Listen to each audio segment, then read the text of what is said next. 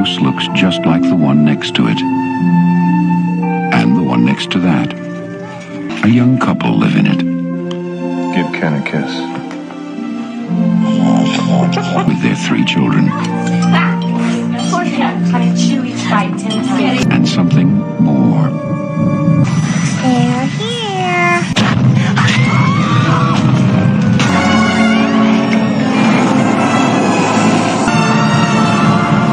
That thing is in there with my baby.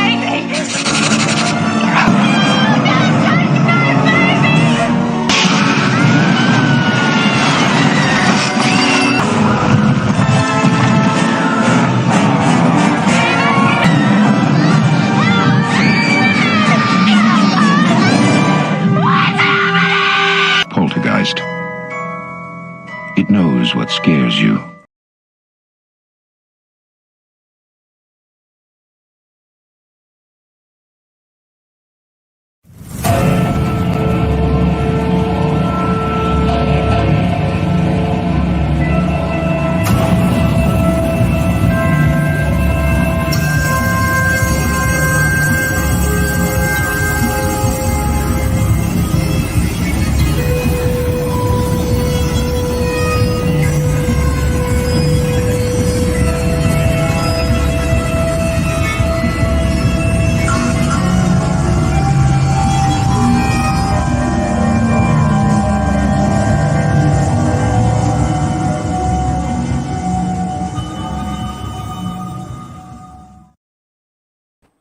Ah, yes! There's our intro for today's show. Hello, everyone. Whitey. I can't take it seriously. White Bear, you just, the whole show. There you go. There you go. There you go. I demand some respects here. I demand it tonight. The Gooch is here live. I demand some respects. God bless you, Grandma. Bless your grandma. Nana, where are you, Nana? Well, hello, everyone. We are back. MMM, number, what are we, 44, episode 44. How you doing? We are reviewing a 1982 classic, Poltergeist. Directed by, is it Tobe Hooper or is it Tobe Hooper? I don't fucking know. I thought it was Tobe Hooper. Yeah, Tobe Hooper. Written by Steven Spielberg. One of my favorite movies growing up. Still one of my favorite horror movies. It's a fantastic movie. It still pretty much holds up, I think, for the most part. So we figured let's finish Scary Season with a classic. It was better than the movie we were going to originally review. Thank God we changed it at the last minute because nobody wanted to review that piece of shit. So here we are. 1984. Yeah. Thank God. But we are here, and we have some guests. Back again is the Italian Gooch Master. Word to your mother. Jay, Peace. what's up, buddy? I'm good. Just got back from Denver, from SpawnCon. Had a blast. Went to the Terror in the Corn. That was a lot of fun. And Awesome. I'm here representing the Gooch. Live. The Gooch Word to your Live. mother. And I have a very special guest back, Mr. Bagface. What up, homie? How you doing, buddy? How you doing, good. man? I'm good. I'm sober, which will That's change That's good. throughout the stream, and yeah, that's about it. Feeling good. So you're awake and alert. That's a good thing. Yeah, for now. For now. Okay. Good. Glad to have you always, buddy. Leon, Words of Paradise, how are you, sir? I'm living the dream. I am stoked. You know, unlike Alien, to rewatch this movie because I hadn't seen it in like probably 15 years, and boy, was it a treat. Yes. Definitely a good movie. Has some good moments. It's just a well-rounded movie. We'll get into it. But Vex Electronica, how are you? It's Vexinata. Sorry, Vexinata. My Yes. apologies. Leon came dressed as Itachi, and I was like, man, I can't fucking wear this lizard onesie. I got to go with the original plan. So I got my Hinata cosplay on instead, but I'm good. And you're looking good. Looking Thanks. sharp. Thanks. And then White Bear is... So if I can get Mrs. Cannoli 15 subs, I'm going to get you Yeah. 15 Well, I see. Yes, I appreciate the help, but discount Ed Sheeran White Bear has the photo up of the stream from yesterday with you and Sassy, so that should help as well. Yeah, How's it going there, buddy? It's a win-win-win there. I don't know. Maybe I can tell you in a song. But everything's been going good. It's ready to present. Make sure everybody here is represented, and get my gooch on. Let's get the gooch on. Is this a safe space? Will I be No, safe? we don't here? do safe spaces here. You're below me right now, so we'll see how that goes. You can look up to his gooch. We don't censor things on MMM, so I don't know if anything's really safe. It's just survival of the fittest on this show.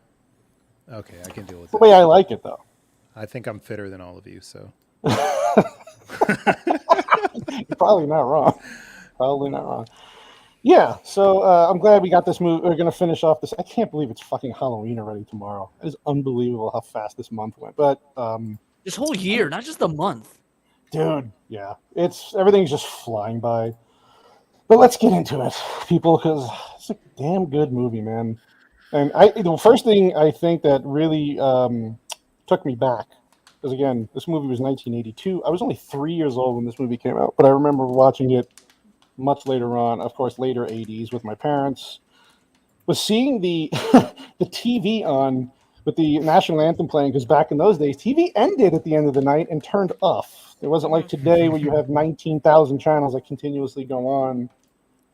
And I like how they set this up, because they actually let the song pretty much play throughout its entirety, just to kind of give you a sense of the time and kind of. I love how they did this with the dog. They're showing the dog go from room to room, and how it basically sets up everything in like a 3-minute shot, where the dog's going room to room. So you see the parents, you see how many kids they have, and the dog's just stealing food. And I don't know, what you guys think about the opening? Because people said that it was a little boring, but I was like, I like the opening. I didn't remember it being this slow, but there was a dog on screen the whole time, so I don't know how people could dislike the opening. Yeah, I think it's fantastic. I actually quite like the intro of this movie, just because it does something that a lot of like modern horror especially seems to fail to do, in which it, instead of telling you what is going on in the background, it shows you. And because it's showing you the dynamic of this family and kind of like how wholesome they are in a lot of respects, it actually hits a lot harder when weird shit starts happening to them later in the film, right? Right. So I didn't mind how long this intro was. I think the first, like, it's half hour, 40 minutes is basically just setting up this family, if I remember correctly. It's true. And Very none of true. them are douches, which is so rare. Like, horror movies nowadays need at least one, if not multiple, characters that are complete assholes just for the sake of having that archetype. No one in this family is that asshole, and I love seeing that, because usually you got like, oh, the dad's a dickhead dad or something. But no, in this, they're all genuinely good people. I mean, Well, we just reviewed Alien, and it's kind of the similar beginning where you're seeing the environment that they're in and what's going to take place in that environment. So it sets it up really well. So I don't like, people are saying this is boring. Well, it's setting you up. Like, that's the whole point, and I appreciate it. So You're gonna say something, Backface? I was gonna say the mom's kind of an asshole, but more in the useless mom? asshole Really? sense. She just kind of runs around screaming for a good chunk, which I was like, fucking You know, women do in film something. in the 80s. You know, what are you going to do? But I kind of appreciate it's like, it's weird to watch a movie that's constant stimulation, you know? It's not trying to feed into that like, I need dopamine every 8 seconds kind of movie. It just really like lets you get the scope of the house, where everyone's located, kind of it like gives you a good amount of information, but it's not like hand holding you and making sure you're entertained at every second. 100%. Nice. Yeah, and of course you got the kid coming down, talking to or she hears things to the TV. And this, as a kid watching this, I was around. I grew up in this time where the TVs would do this, where you would fall, and it scared the shit out of me, because every time after this movie, I saw the TV do this. I'm like, somebody. Actually, I would run. I think everyone on this panel was kind I of was in this gonna area. say. even when I was growing up, there were still channels that went off air like after 1 or 3 in the morning, but it wouldn't be a static. It might just be the colored bars. Yes, that's what I remember is the colored bars. Yeah, so I think for all of us, like this hits home. It was a pretty common thing. Yeah. Yeah, and it's just she's talking and it's fucking creepy, man. She's like, I can't hear you. What do you say? It's like, oh my god. And then the dad wakes up and he's like, what the fuck is going on here? And of course he's unaware of what's happening. He's just tired and he's thinking she's just being a kid. But you get a nice shot of the valley they live in. So again, the sense of everything in the beginning of the movie: family, sense of community, where they are, how everything is just it's typical suburb, right? Every house pretty much looks the same, very quiet families, pretty much standard stuff. I don't know a whole lot about like horror in this era, but I'm assuming the reason that this movie was impactful in the way it was is just because it makes sure that it shows you like how normal and suburban their existence is, which kind of like it was a lot of people's existence back then, right? Yeah. Instead of having like the creepy haunted house vibe or cemetery or that kind of thing, it just is like, hey, this is your typical family. Also, to just like tack on to that, like, because I was having this discussion with Pops a couple weeks ago about this movie, compared to, because you kind of had the slasher genre coming up, then Alien was just a few years before, so sci-fi was seeing kind of a revamp, and then you had kind of like the monster movies like Fright Night and the vampire craze coming up. But unlike those movies, like this one, on top of just kind of like showing you how life was, it actually really like eases you in. Like a lot of like hardcore horror fans don't find this scary, but instead it acts more as just like it's like a gateway kind of. So it has more mass appeal because of the family element, but there's still like bits and pieces of that kind of like corny horror to kind of draw you into the other genre. So it's like a nice like mishmash of the two, and it works really well together. Yeah. What's up, Zach? I can't think of a reason it's PG-13. Like, I don't really see anything in this that, even by 80, because 80 standards was pretty loosey-goosey with the PG, so I don't... It would have been PG-13 if it was obviously now. But yeah. Some of the horror elements, the thing with the... I think I was reading about this. The kid getting eaten... Well, the tree part... I'm trying to think of what else. There was a few other scenes they were saying that today would push it to PG-13. But yeah, like PG was considered PG-13 back then. They just because there wasn't a PG-13 at the time. Was watching this. I'm like, this isn't anything close to a modern R-rated horror film. Not that it needs to be. Like I'm glad. I think it does its job very well for what it is. So yeah, Begg nailed it when he said like it's not constant jump scares or that dopamine rush. It's paced out nicely, and you don't see that in movies nowadays. Everything's got to be instant, and like you got to have that instant gratification, and it sets you up just like like it's a similar, like The Burbs was like that. The Burbs was a similar kind of sad build towards something.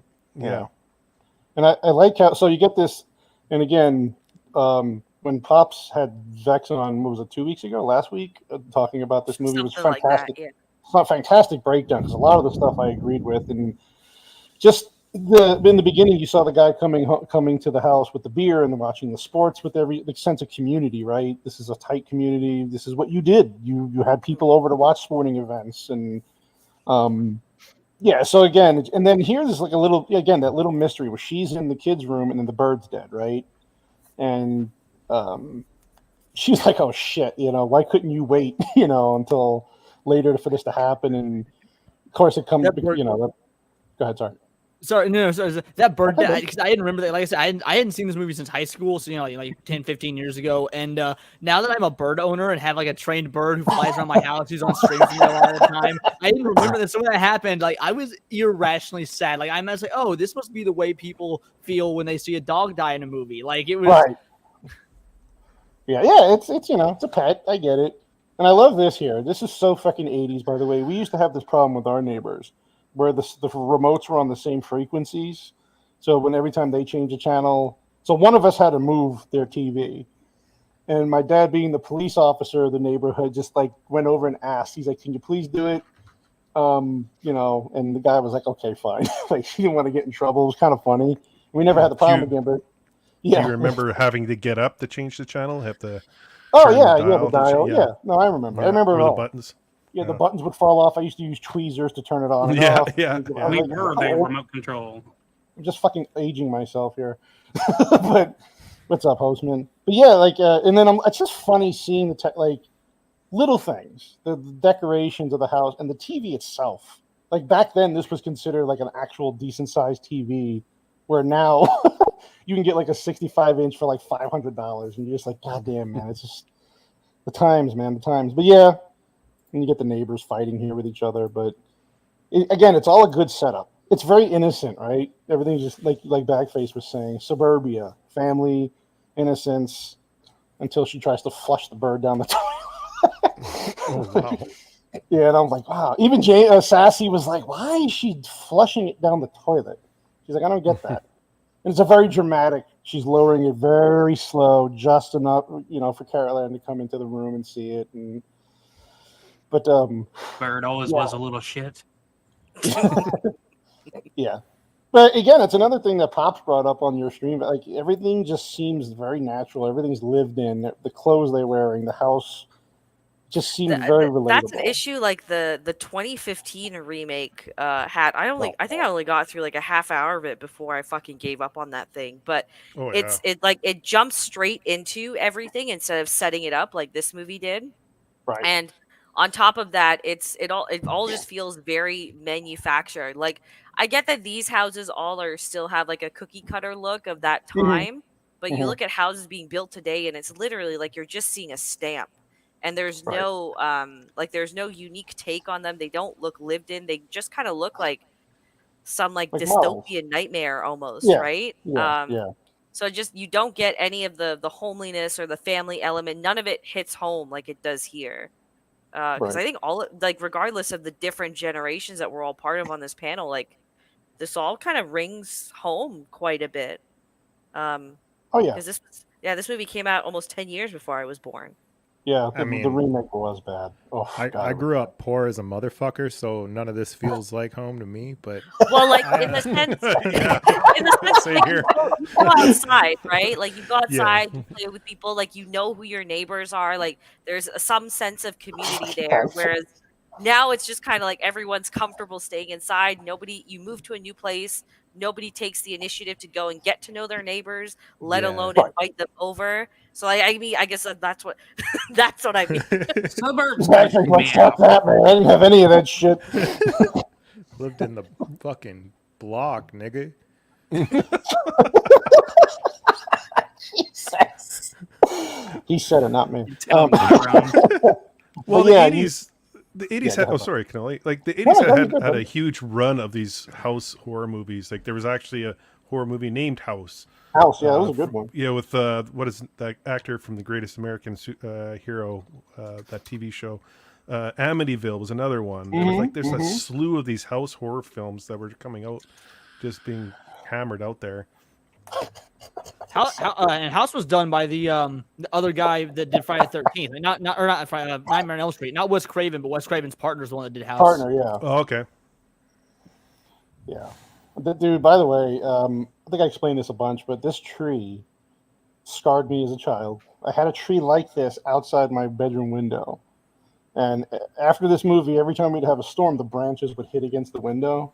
I literally got a new bedroom in the house just because of this fucking movie. I begged my parents, please get me away from this fucking window. Leave my brother there. I don't give a shit about him.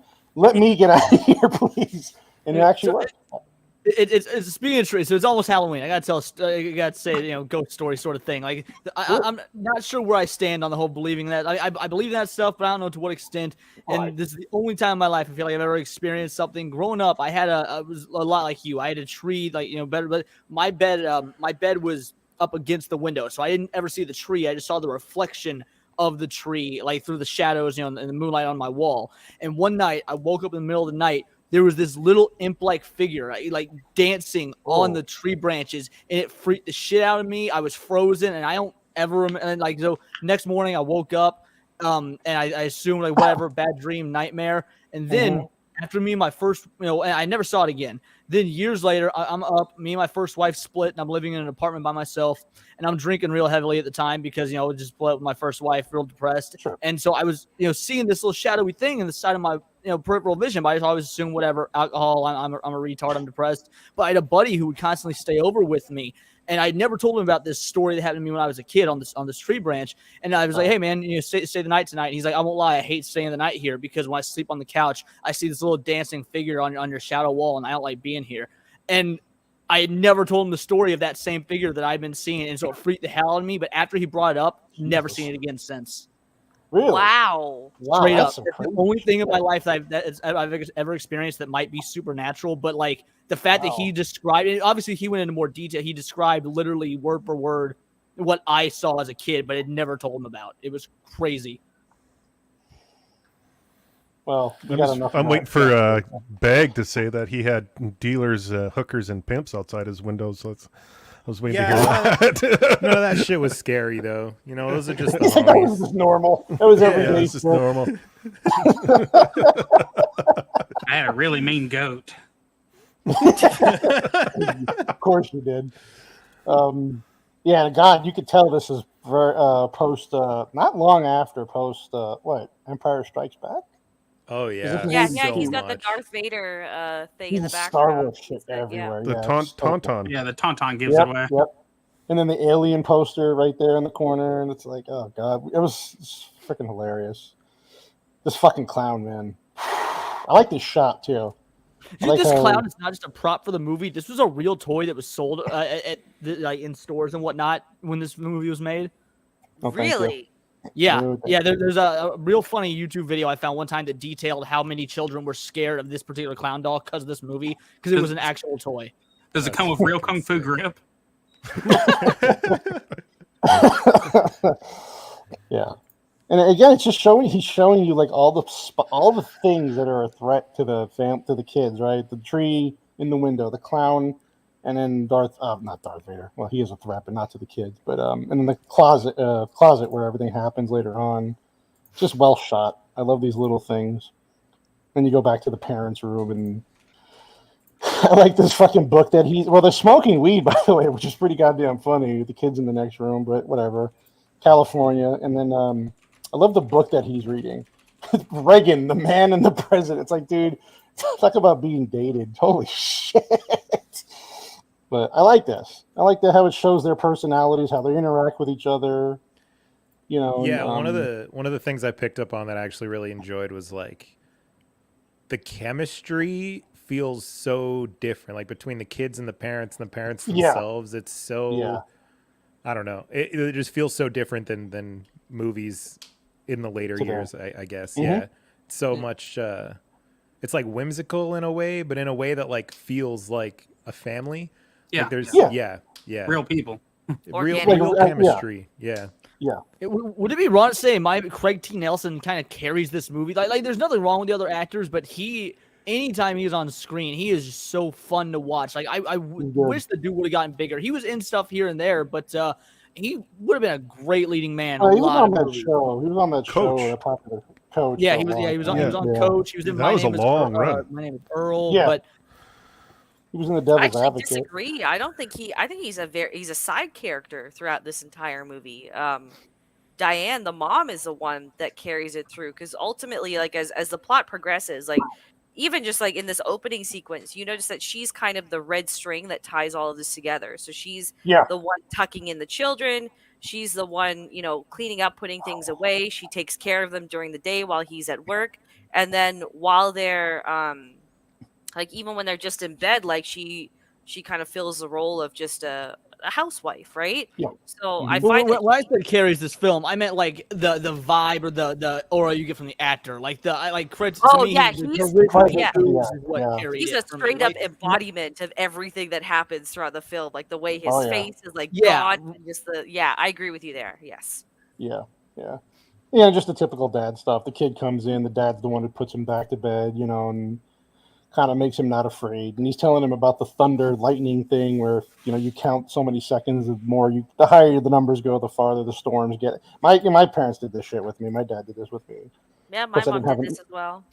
I didn't have an evil tree. Well, I thought I had an evil tree out my window, but it turned out it wasn't. But we had evil Goombas fucking trying to rob black people There on it our is. There it not is. trees. That's what I was afraid of. Yeah. When you see somebody get whacked outside your house, you're like, okay, fuck the trees, man. Yeah. You see someone get curb stomped for the first time. You're like, okay, yeah. Now I'm afraid of curbs. And the jumpsuits come out of a cafe and shoot somebody, and you're like, okay, we're good. Yeah. Neighborhood safe from ghosts, I guess.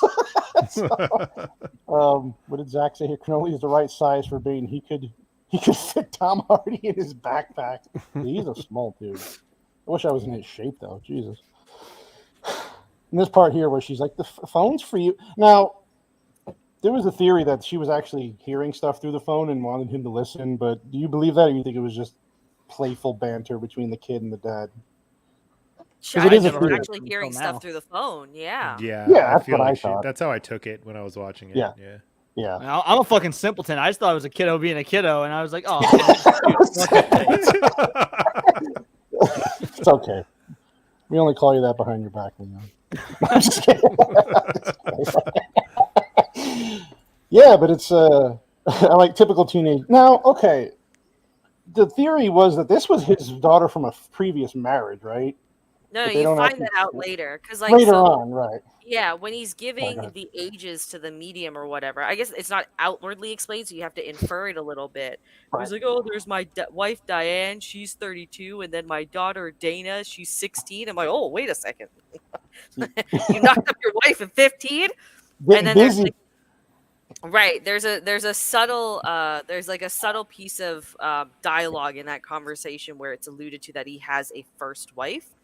So Diane's his second wife and much younger than him as well. So Chad Nelson out here. Chad Nelson. Cis white patriarchy shit. You know? That's creepy. Goddamn.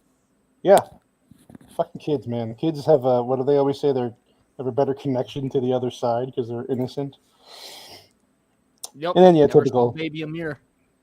Yes, dude. Yeah, and is this where we first get where the TV goes again? It's done slowly, like just to kind of build tension because you're sitting here going with this shot, like what's going to happen here?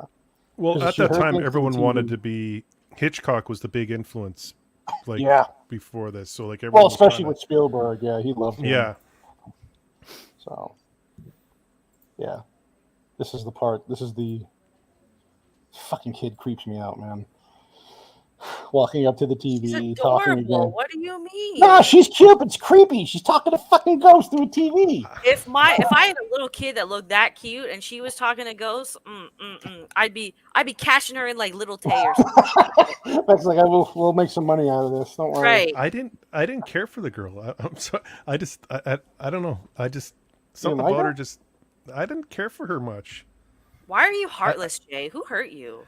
I think he's being pragmatic. He's an adult male. And he's saying, "I don't care for little children." Like I think that's actually a good true. move. 2023, that's a good thing. No, the kid bugged me when I watched this movie. The boy with the clown disturbed Boy's me a little more. pussy. Yeah. We gotta zoom in on the teeth when we get there. The teeth. So when we were watching that, I started laughing, and then my kid's like, "Why are you laughing?" I was like, "You got to watch the pop stream." It brought out that point. Wait. Oh yeah, $1.09. That's all. What's all it's worth is $1.99. Plus tax, like $207. Okay, fine. I was born a shill. I was born. I don't have titties. Jay Goodwin, that stays between us, bro. Like that. Oh, Jesus Christ. The boy looks like child Shelley Duvall. That's actually pretty goddamn funny. That's accurate. Yep. Yeah, and this part was, the ghosts go through the fucking wall and everything shakes like they think it's an earthquake. And this is like one of those other things that I appreciated about this film, because a lot of horror films is like there has to be a reason why all of this is happening, right? Like especially with the ghost stuff, it's like, oh, there was a spirit here, or you have a haunted object, so that's the reason. But like it leans into just how poltergeists normally are, in which they do just randomly occur. There's no like reason for it; it just starts. So I appreciated that. Nay. Yeah. Also, just noticed. I was wondering why they show the shot of the like bird being dug up. It's because of the ending. I'm just putting Yeah, that it's all together right now. Yeah, that's. Yep. I was like, is this Yeah. bird gonna come back and like fly around or something? I don't know. But Good point, that's Jack neat. Face. Look at you, man. Wow, But well-made again- movies. What a thing. What a thing. Again, like peoples are being represented here. It's, again, Indian burial grounds, like a lot of the movies that we've gone through. Yes. So Yes. Yeah, they do a good job. Oh, sorry. Go ahead. Go ahead. No, go ahead, Vex. Go ahead. I actually really love this scene. So if everyone's getting ready, like he's getting ready to work, kids are getting ready to go to school, mom's trying to get them all out the door, and then the daughter goes outside, and they have like construction men working on the pool outside, and they start like catcalling at her because she's got on this like schoolgirl skirt, and she's she's a cute girl by all means, and she flips them off, and the mom's just standing there in the kitchen watching this, like laughing. And like, that's not something you will ever see done in film again whatsoever. No, Like, not today. Oh, No. look, harmless fun. No, that Right. must be stopped nowadays. Yeah, everything. God. You can't have fun anymore. Well, that's a good. I never actually thought about that, but that does make The sense. bird was killed by the clown doll, in my opinion. That's cool. That's cool. Yeah, that I don't like sounds that about theory right. at all. Yeah. And then, of course, obviously, all the. So the kid's drinking and his glass breaks mysteriously, and then all his utensils get bent, and then, the mom was asking Carol Ann, who was she talking to? And she's like, the TV people. It's just a lot of just mystery here. The mom's was trying this to the put it only all together. movie? Was this the only movie that kid did? Is Poltergeist? She was in the sequels as well, but Yeah, she died no, when she was the very boy. young. So, The the boy. boy. Yeah, he came back for some of the Roman. sequels as well, but I think after that he just he left Hollywood like before he was 18. Wait, who was murdered? The older? The teenage daughter. The- Yeah. yeah, She was daughter. murdered? Yeah, I got by that in her, the by her movie, boyfriend. yeah. Wow. There's the scene Vex was talking about. It was right after this movie too. I think like a couple months after No it came out. shit. Yeah, not long after this. Wow. Cursed. That sucks. Cursed movie. Yeah. I love how the mom here, she's watching the Fuzzy channel, right, to talk to, and she's like, "Oh, that's bad for you. That's not." And then she puts on a war movie where people are getting shot. Just walks away. But you know what? You and Pops had a great point too about how every room had a TV. TV was becoming a big part of the American culture. Like it was everywhere. So it just makes sense that they have a TV for pretty much in every room. No, I didn't know that. Yeah. Yeah, My I didn't dog. have that either. Like kitchen TVs is a I weird didn't have thing one, for no. me even now, in all Yeah. honesty. So. Yeah. Real quick correction to Jake Goodwin. It wasn't an overdose that the girl that played Carol Ann died to. She got an infection from drinking tainted well water from her on her Oh. family's property. Jesus. Yeah. She had like Supposedly. undiagnosed issues with her intestines or something, if I believe. They thought that was Well, no like shit. Crohn's disease, Yeah. but it wasn't. Yep. Yeah. I read a Ouch. whole bunch That- about it because I was like, yo, that's sad That as shit. sucks. Yeah. Wow. Kind of Yeah, fucked that up. is Yeah. Yeah, Kinda fucked. she's in the third. The third movie was released after she died. Like it was the She last looks thing she sick. filmed before she passed. Yeah, she didn't look good. She didn't look healthy in the third movie. She was kind of like puffy and a little overweight and let's see. Yeah, so this is where the dog is talking to the people in the wall. Basically, he wants to play with them. And yeah, I don't know if any of your pets have ever just stared Yeah, off dude. and looked. Yeah, Yeah. my older dog used to do that. It scared the shit out of me. I'm Yeah, like, what are you I had staring a at? cat that did that. Like back when I was living with, just still living with my parents and whatnot. They'd go away for the weekend, go gambling or whatever, and I had a cat that would just sit at the foot of the staircase and stare upwards where my parents' bedroom was, and it freaked the shit out of Oh, me. that's fucking creepy, man. Yeah, like my wife, she swears like the dogs communicating with ghosts or something, like they're barking just out of nowhere at nothing. But I'm like, yeah, but it also licks its asshole all the time. So yeah, but it's connected with ghosts. It eats its own shit, honey. It's Yeah, okay. it'll be fine. Everything's fine. Yeah, I like how this guy's eating the freaking sauce out of the pot and drinking all their coffee. And it's like, it's just so funny, man. The mom's hot though. I think Yeah, so she too. is. Yeah, the She's mom definitely got a really fucking hot. pod. Oh yeah. She has no ass. That's all right. It's There's all zero. it's, It's tight though, Whitey. Like she's lean. Yeah. It's She's inverted ass. It is actually negative ass. It's like this. Negative ass. Yeah, negative. Negative. Oh, yeah, she's always Look, getting It's at the mom kitchen. butt. There you go. It's a mom butt. Okay. Yeah, she's got a suburban mom. What was the original movie scheduled? Dune 1984. And thank Christ we changed that. Technically, it was Dune, the good one. Right. And Yeah. then we switched to 84. Yeah. Yeah. And then thank Christ we changed it back. Vex is like, yeah, everybody's very happy we changed it. Yeah. Poltergeist. I'm like, yeah, me too. Couldn't do it, man. Couldn't do it. Yeah, 2 good movies in a row. This is a first for me to be on a stream where we've got like two streams in a row where it's positive shit. Like it's nice. Yeah. Awesome, dude. Yeah, this is that scene where, well, we get the table and the chairs like just. So now you're getting the sense that this is these things are manifesting things, and it's now the mom sees it finally, right? She had her suspicions. Now it's like if I turned around and saw this, I probably wouldn't be sitting there, but I don't know. Something tells me Vex would. Vex would do exactly what the mom did. Start playing with the ghosts.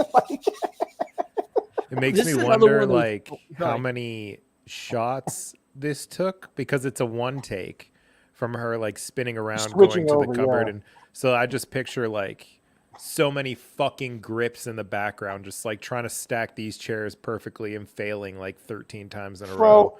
So I read this actually because I was curious about this scene as well. It was very impressive because it's such a quick thing. Quick turn, It's yeah. all glued together and it's on a what's it called, like not an anchor but fucking pulley. There we go. It's on a pulley. So they dropped it down. Yeah, So they yeah. just So this is all roll- one thing that they've put here. That's awesome. If this were happening today, these kids would just be TikTok famous. The parents would be like, "Oh my I god, know. look what she Oh did my with her God, mind! Oh Film my with this god!" thing. Put a ghost This filter is on this. another one of those scenes that's been copied a shit ton since this happened, though. Like Yeah. there was what was that alien movie? Dark Skies did this, but like to an even more extreme. Like this concept is. I don't know if it was around before this movie, but this particular scene is like has been redone in a lot of media. Interesting. Yeah. Like Vex said, Lance said for Outcast Creative. Yeah, like she said. And I love how you see this Craig T. Nelson's character selling the house, and he's a good salesman, right? The guy knows his job. That's why all just like world building, where again they're just showing you instead of telling you like you're a fucking idiot, right? Like it all ties in nicely by the end of the movie. Yeah, there was not line from the mom like, "Hey, you're gonna go do a good job at your real estate, salesman's job today." Like nothing like that. They cut to the scene, and you're like, "Oh, okay, so I guess he sells houses." And like, I appreciate the fact that I feel like audiences in the 80s, they hadn't been like thoroughly. This is post Exorcist, right? Yes. Yeah. So I feel like there was this. Like an audience had the capacity to let a movie like breathe before they got to the scares, and it almost like helped build that tension. Yeah. Yes. Where you don't really. Yeah, it has more impact when it actually happens. You can't have a big moment. There's no crescendo if you're just instantly into bull crap like that. Yeah, I think it's you're just numb to it eventually. You're just like, oh, another jump scare. Cool. I don't know if Halloween is like that as well, which came out just a couple years prior to this, because Halloween was 79, right? And that's also a real slow movie with just some peaks for scares. Yeah. And then you get the mom who's really. Sorry, this go ahead, Bagface. You were gonna say something. Oh yeah, go ahead, Bagface. My bad. Oh, just like the only movie it reminds me of that's come out in the last like decade is Hereditary.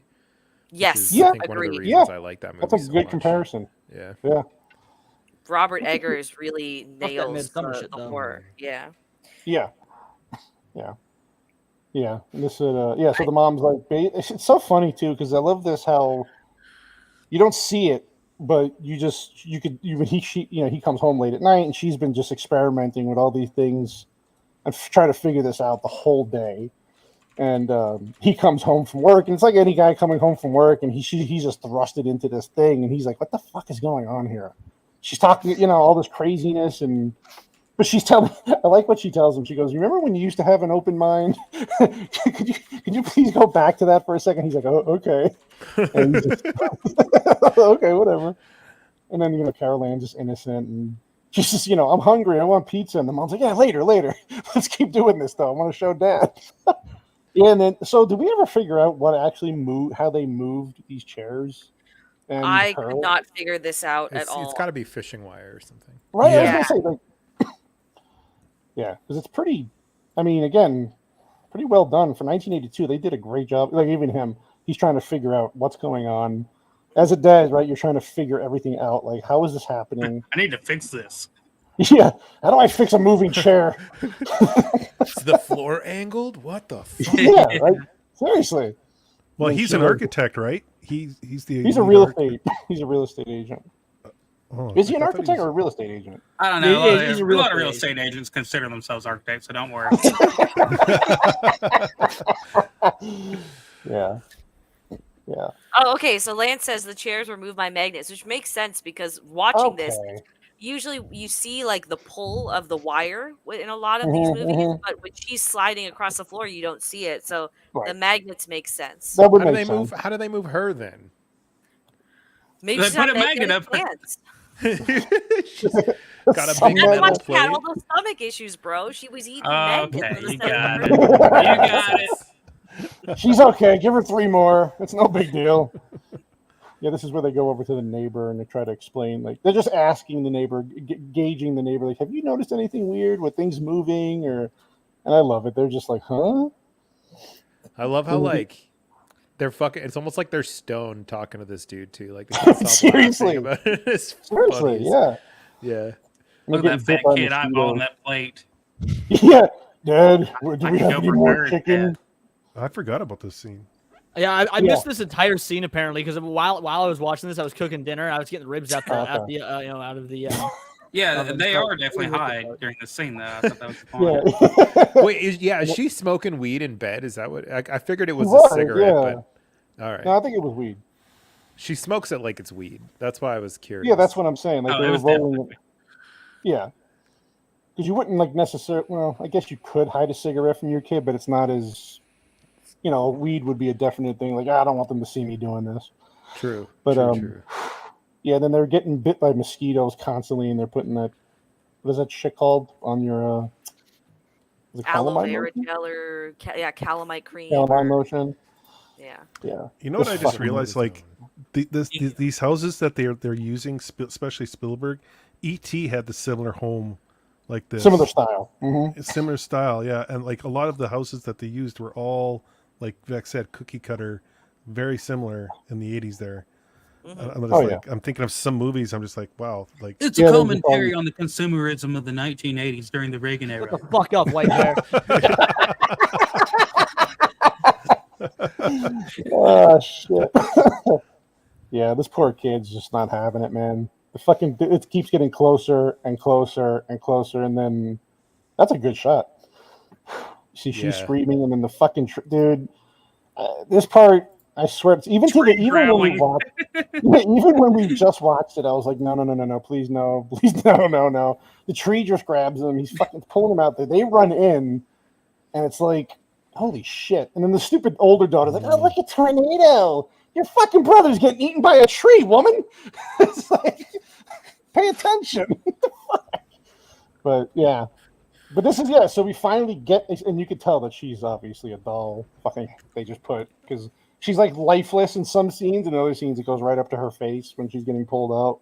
Yeah. But it's still See, great. I didn't notice it in this instance, but later on in the film, when the mom pulls her from the vortex, they fall from the ceiling. Yeah, I noticed you it can was a tell. doll then. That was the only time Yeah. I could really tell, if I'm being honest. Yeah.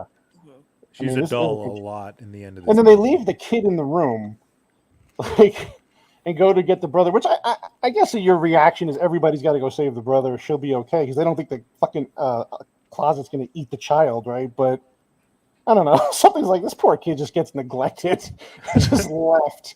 When a tree, like your instinct would probably be to grab everybody out of the room, but this guy's getting eaten by a tree. So Yeah, I everything feel good. like I wouldn't even know what fucking planet I was on if I was Yeah, watching my right, kid honestly, being eaten yeah. by a tree. like, what the fuck is happening here? Yeah, and then Which acid did I take again? What the fuck? how many drugs? I need to stop taking drugs, man. Shit's fucking with my brain. Yeah, and there's the daughter. Like, what's going on? Look, a tornado. I'm like, oh my fucking god, lady. I Well, this is actually the really point- like the daughter her. I thought she was hilarious because like She was it's just funny. No, it's just yeah, you know. every scene she's in is just so dumb, and like even when they come back to the house at the end of the movie, she's just standing there screaming, and there's a massive fucking baby on her neck. Get in the fucking car, lady. It's like, come on.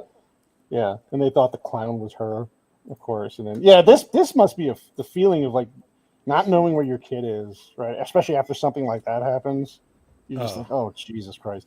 Yeah. Yeah, and then I love this shot here of the TV, and then she's not talking yet, right? They're still looking, but you kind of put two and two together. Like, well, she's talking to TV people before. The TV's on. It's cloudy. You know, she's obviously in the TV. Yeah, this is where he goes in the pool because they think she went in there to play. This is Vex's favorite scene with the teeth coming out.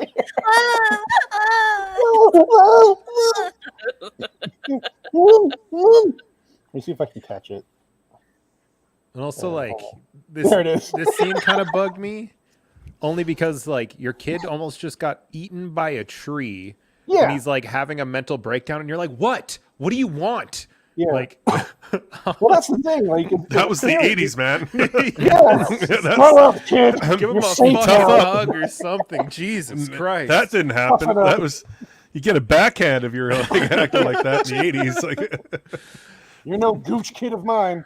Yeah. Yeah. Represent, kid. Ever since you and Pops brought out the teeth thing, I was like, Jesus, this poor kid. Look at those things. Cut through steel with those things. Like his only adult teeth or the only baby teeth he has left? That's what I was trying to figure out. He looks like Nosferatu from the side of the profile. I'm telling you, fuck your blood. God, man, they didn't even need to buy a can opener with that kid. It's like the savings. Here you go, baby. Honey, can you open these peas for me? Her mom. Actually, I didn't mind that she was ignoring him because I think just like rightfully so, like he's just had a traumatic experience, been eaten by a tree. So I think she's expecting him to be quite needy, but it's just like you already know that one child he's physically there, but the other child is missing. So I can understand why she's just letting him, you know, squeal like a fucking pig while she's looking for her missing daughter. Shut the fuck up and watch TV. Yeah. Shut up. So it's 42 minutes into the movie, and we finally get the shit hitting the fan. Hey, Kayla is my favorite person. I can't even. I'm not going to try to breathe do it that. in. Breathe it yell in. At me. Yeah. Breathe it in. It's Joey Fatone. Yeah, that's Jay. I met Joey Fatone once. He's a fucking angel. Thank you. Really? At a Comic-Con. At a Comic-Con. What are you saying there, Beg?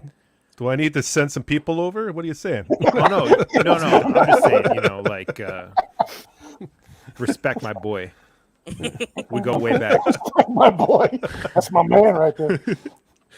Yeah, let me get he goes to see the paranormal people, right? It's a nice little Ghostbusters looking setup here. It's just, I like this. And he's telling them, like, this is how desperate you would get.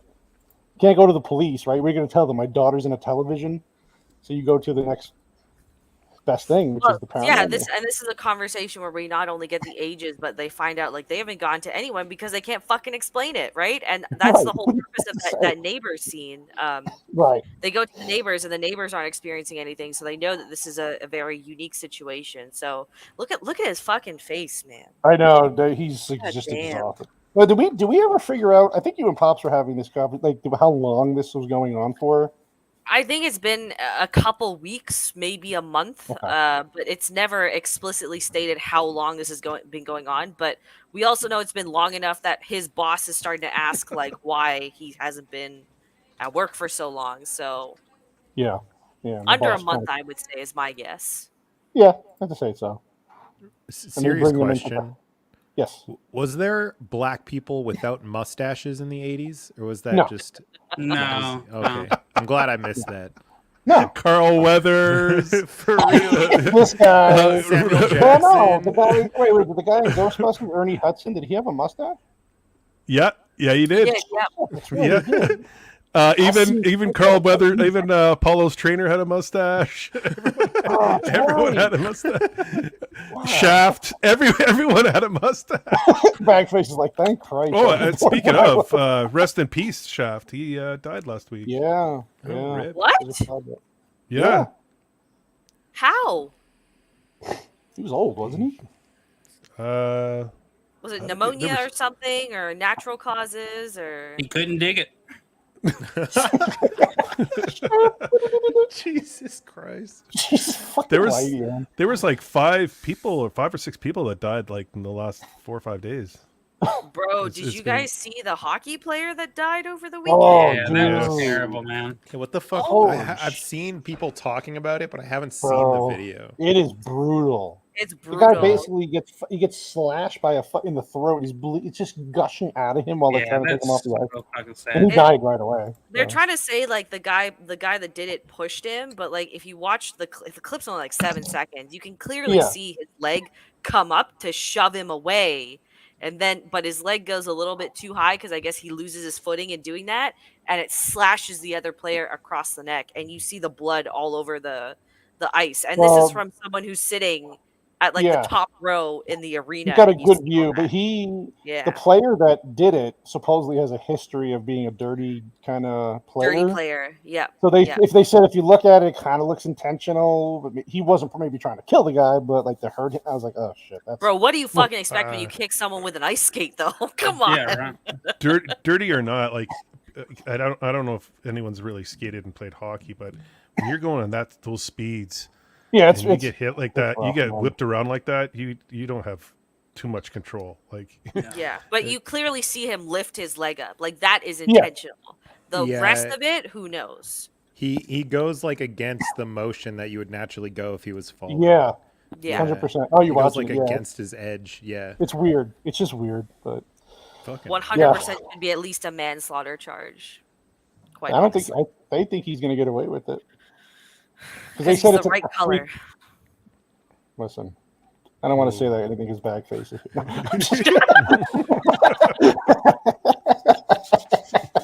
But that's because they keep calling it a freak accident. Whoa, look at this shot right here. Yeah, That looks terrible. Oh yeah, back to the movie that we're yeah, supposed that's to- well. Yeah. So they were using fans, right, for this scene, big fans to blow shit So, up. But some of it is some of it Wow, is 1982. fans. Like they just got like a giant fan and they're throwing stuff in front of it, so that's the stuff that's going towards the window. Some of it, like the angles that show her in the doorway, there's Mhm. people also throwing stuff, and then of course there's some really obvious like CGI. Yeah, you could tell. Yeah, some of it looked a little, rough, but 1982. I mean, you could forgive it. Yeah, this poor woman's just like she comes down, drinks her coffee, and she's just shaking. She's just like, "What the fuck did I just see? Please tell me." And they're just like nonchalant about it because they're so used to it. Like the lights keep flickering and shit keeps moving, and you see the coffee pot move across the table, and they're just like, "Yeah, that's pretty much normal." Mm-hmm. And then fucking discount Eddie Murphy over here is like, "What?" I'm looking See, at the that mustache. is That's all one I'm looking problem at. I have with these sorts of movies, though. Like, clearly you've got paranormal investigators that are making a living off doing it. Like, that would imply that these sorts of things, that they've seen these before, or that this sort of like spiritual activity is semi-prevalent. I don't know. That's one of the few. It's not just a problem with this movie, but any movie where the ghost activity gets like heavily violent and or expressive, and people are like, oh, this is crazy. Well, you've got an entire business about paranormal investigation. I'm sure there's been other news stories or something about stuff like this happening before. I think like I always take it when I see these people in movies as these are people who have made a living off of lying about this shit. Just being like, yeah, we hunt ghosts, and they go into people's houses and like make a bigger deal out of things, and then they get put into an actual situation, and they're like, oh shit. That's probably a Could it good be a angle to go possibility- looking at. Yeah. I mean, could it be also a possibility that they've seen or heard some things, but nothing to this extent, like minor stuff? Yeah, I wanted to go with the wholesome approach where they aren't Well, they fucking explain blood. it. Doesn't he explain it? Like he even tells the head lady, the redhead, like the paranormal chick, like we've seen stuff, but nothing like to this level. This is beyond. But yeah, I mean, it does bring up a valid point. Oh yeah. If I missed that line of dialogue, then fair enough. That does kind of take my. It's breath quick, out of but it. yeah, they mentioned that. Yeah. And even so, even if that was the only thing that bothered me about this movie, that still goes to show what a great fucking movie it is. Because we're an hour in, and that's one fucking complaint so far. Yeah. This fucking guy's gonna bust out in song here. You're gonna party all the time. So she's calling out to Carol Ann, and then you could start to hear, her calling back, and then they're just like, "What the fuck is going on, man?" But I like this scene. It just, you kind of feel bad for them, right? Because they're just like wondering what the hell's going on. When are they going to see their daughter again? And the innocence of hearing her voice, and the mom's like, getting emotional over it, and then you see this crazy shit happen where things are coming through the ceiling. There's like old watches and like jewelry from like hundreds of years ago. It's fucking nuts. I actually didn't mind that the mom was screaming the whole movie. I like normally that's something that would bother me, but it's the fact that she fills in kind of the traditional mother role pretty well that offsets it. So like it could get kind of old, but she's also trying to figure things out equally, and we see her try to do that throughout the entire film. In fact, it basically implied that it's the only reason that they have figured out how to communicate with Carol Ann is because she's so tirelessly been trying to figure it out, just like she did with the chairs in the kitchen at the beginning of the film. Yeah. So I didn't mind her reaction because it made sense, but it wasn't the only purpose of her character. Like, I know most females in horror movies now, it's like they just default into like, oh, they're supposed to be the audience reaction, so we'll just have her scream all the time. Right. Yeah, and then this is where Carol Ann, for the first time, right? I think. Well, not the. TV. Yeah, like you get the threat, like, oh shit, there's something else with her here. It's not just these ghosts that are just trying to cross over to whatever. There's something trying to stop her, and then you get this cool scene here where she like basically goes through her, right, as a spirit, and she can sense her and smell her, and it's nice little family moment, right? I found that kind of weird. I guess I'm not a parent, but like, I could. No shit, you're not a parent that you know of. That I know of exactly. You know how like in some like movies they'll just like whenever there's like a friend that has a baby or something, they're like, oh, you could smell my baby, and then women go fucking nuts over the smell of baby. I get this because I also go nuts over the smell of baby. It's like, again, it's a very maternal role that she fills, and she does it really well in a relatable way. So like, to me, that's not weird. Like I just like, I'll smell my cat's blanket sometimes because I'm like, oh, it smells nice. Reminds me of Kitty. Yeah. Jay, do you smell your cat's blankets? Weird. Me? Yeah. I don't have cats. Do you smell the gooch blankets? Is that what you mean? No. I hate cats. Sorry, Vex, but I hate cats. And Bag. Sorry, man. Oh, that's I'm okay. a dog person. That's what people say when they're. What you need to do is you get yourself a good bird. That's where it's at. I have my dog. I love my dog. I got my dog. The best. Well, you gotta walk dogs. You gotta pick up their shit. Oh, they there's a responsibility there. Yeah, I ain't about that. Dogs are followers, not leaders. So. That's the difference. Cats are great because cats will tell you to fuck off, as opposed to a dog. So, well, have you guys seen The Mummy? Like, if you want to defend against Poltergeist and shit, get a fucking cat. That's true. Mm-hmm. Do what I did and get you some titties. These things are great. Look at all these titties. They don't do nothing wrong. That's only going to attract a very particular type of poltergeist. Oh, look at Gore King coming out with I'm not going to lie, I despise pet birds. Wow. You and I are enemies now. You sick. Don't sniff your cat's blanket too much. You might get brain worms. Okay. I think I might have already gotten it then, man. Yep. Yeah, I would say so. Yeah, then this part's fucking crazy, man. This guy's in the bathroom taking a shit upstairs, right? Or was he in the kids' room? He was in the kids' room. Yeah, he got bit by something. He got bit. That's a pretty gnarly bite, man. That's it's fucking huge. Everyone seems way too chill about the bite. Yeah, like they're freaking out about a lot of shit, and then this dude has something that can only be like 12, 15 feet tall that would bite you. Dinosaur bite, basically. Yeah. Well, they thought the McRib was back, and so they had to take it. Yeah, and this is where they're going over explanations about like what possibly could have happened, what they're experiencing, and logical stuff.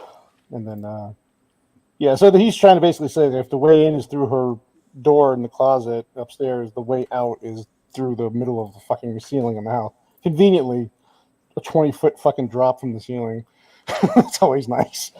But this is, and again, you have like a scene like this where it slows things down a little bit, and then it gives some, she's going into telling the son about what people can experience maybe when they die, and why some people can't cross over, and it's a lot of curiosity. I actually like this scene.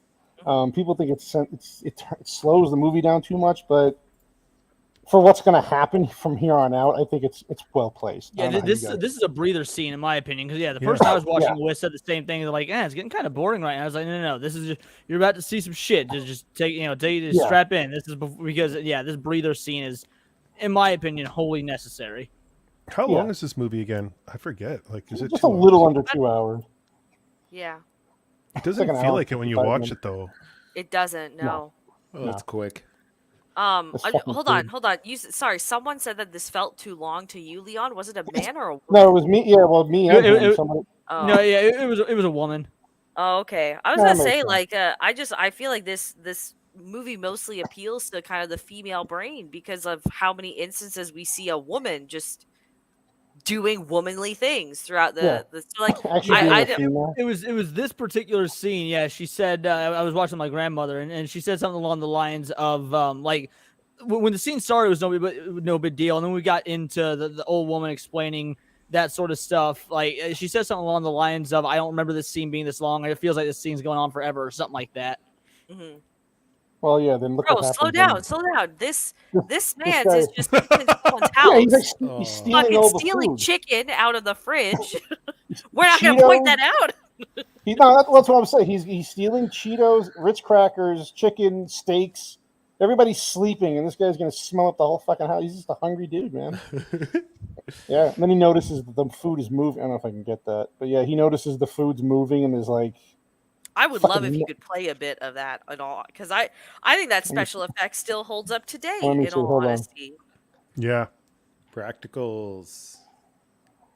Look at that. Yeah, that's fucking wild. That is a perfectly good steak that's being ruined for this fucking movie. Yeah, and then he spits out his chicken. Right now, let me see if I can. Oh, there was something about this scene. I forget there was what it was. Yeah. Go ahead, buddy. Sorry, what were you saying, Jay? There was something about that scene, and I forget what there was. This scene right here. Oh, that's what it is. Okay, I fucking love the lead this up scene. Yeah, me too. So and I forget what they were mentioning, but yeah, go ahead, Beg. Sorry, man. That's just so 80s like Steven Spielberg. Oh yeah, feels like yeah. I think this is the only one of maybe two effects throughout the entire film that definitely feel aged. Yeah, very Terminator.